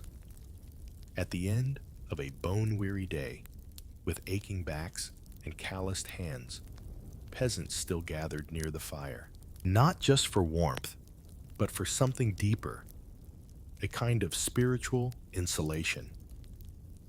In a world where winters were long, brutal, and frequently deadly, keeping spirits alive was just as important as keeping fingers intact. Storytelling was one of the greatest defenses against despair. Each village had its own teller, maybe a toothless grandfather, a bright-eyed child with a gift for mimicry, or a mother who wove tales as effortlessly as she spun wool. These weren't just idle distractions. They were legends passed down through generations, saints who braved blizzards, foxes who outsmarted cruel lords, spirits who haunted icy moors, and were only driven away by song and firelight. The stories taught lessons, yes, but they also made people laugh. They made them feel brave. They filled the silence between the crackling logs with something warmer than flame, a shared understanding that life was more than toil, that even the poorest, coldest soul could be the hero of their own tale, at least for an evening. Songs did the same. Whether it was a simple harvest ballad repurposed for winter, or a chant passed down from monastic hymns, singing offered a rhythm to the dark. It united voices across the generations. You didn't need to be in tune. You just had to join in. The lyrics might be about Saint Snowbread or goats, it didn't matter. What mattered was the noise, the movement, the proof that life still pulsed even in the frost. Many of these winter songs were sacred, of course, Latin hymns praising light and endurance. But just as many were playful body or weirdly specific, like the one about the man who tried to outwait winter by sitting in a barrel of ale. It didn't end well. They helped make the night feel shorter and the world feel kinder. Even prayers were part of this warmth. In a time when the church shaped every corner of life, faith was a source of real psychological strength. People prayed not just for deliverance from sin, but from snowstorms. They blessed the hearth, the bread, the blankets. Every sunrise was a gift. Every surviving lamb was a small miracle. Hope was woven into their daily life, not a luxury, but a lifeline. And then there were simple comforts, the quiet scratching of a child practicing letters on a bit of slate by firelight, the satisfying pop of chestnuts roasting in the coals, the murmur of someone recounting the feast of St. Martin from a few years back when someone brought out spiced honey cakes. These moments weren't just nice, they were essential. Because medieval peasants weren't just surviving winter, they were enduring it together. Warmth came from proximity, yes, but not just physical. Emotional closeness mattered just as much. You didn't have to love everyone in the cottage. Let's be honest. You probably didn't, but you all depended on one another. On the person who banked the fire correctly. On the sibling who remembered to bring in extra straw. On the cousin who, after a hard day, could still make you laugh. So when the wind howled and the windows shivered and you couldn't feel your nose for the 5th time, that week, you didn't just rely on cloaks and embers. You relied on the people around you, their words, their songs, their quiet, stubborn presence. And somehow, that was enough. In the end, medieval warmth wasn't just built out of timber and wool. It was built out of memory, meaning, and shared resilience. The cold could bite, but it couldn't break what was held together by hope and humanity. And really, that's something we could all use a little more of. So, as the embers faded and the night stretched on, peasants clung to more than blankets. They clung to each other. In their stories, their songs, and their shared silences, they found a fire no frost could touch. And in that fire, they carried winter together one night at a time.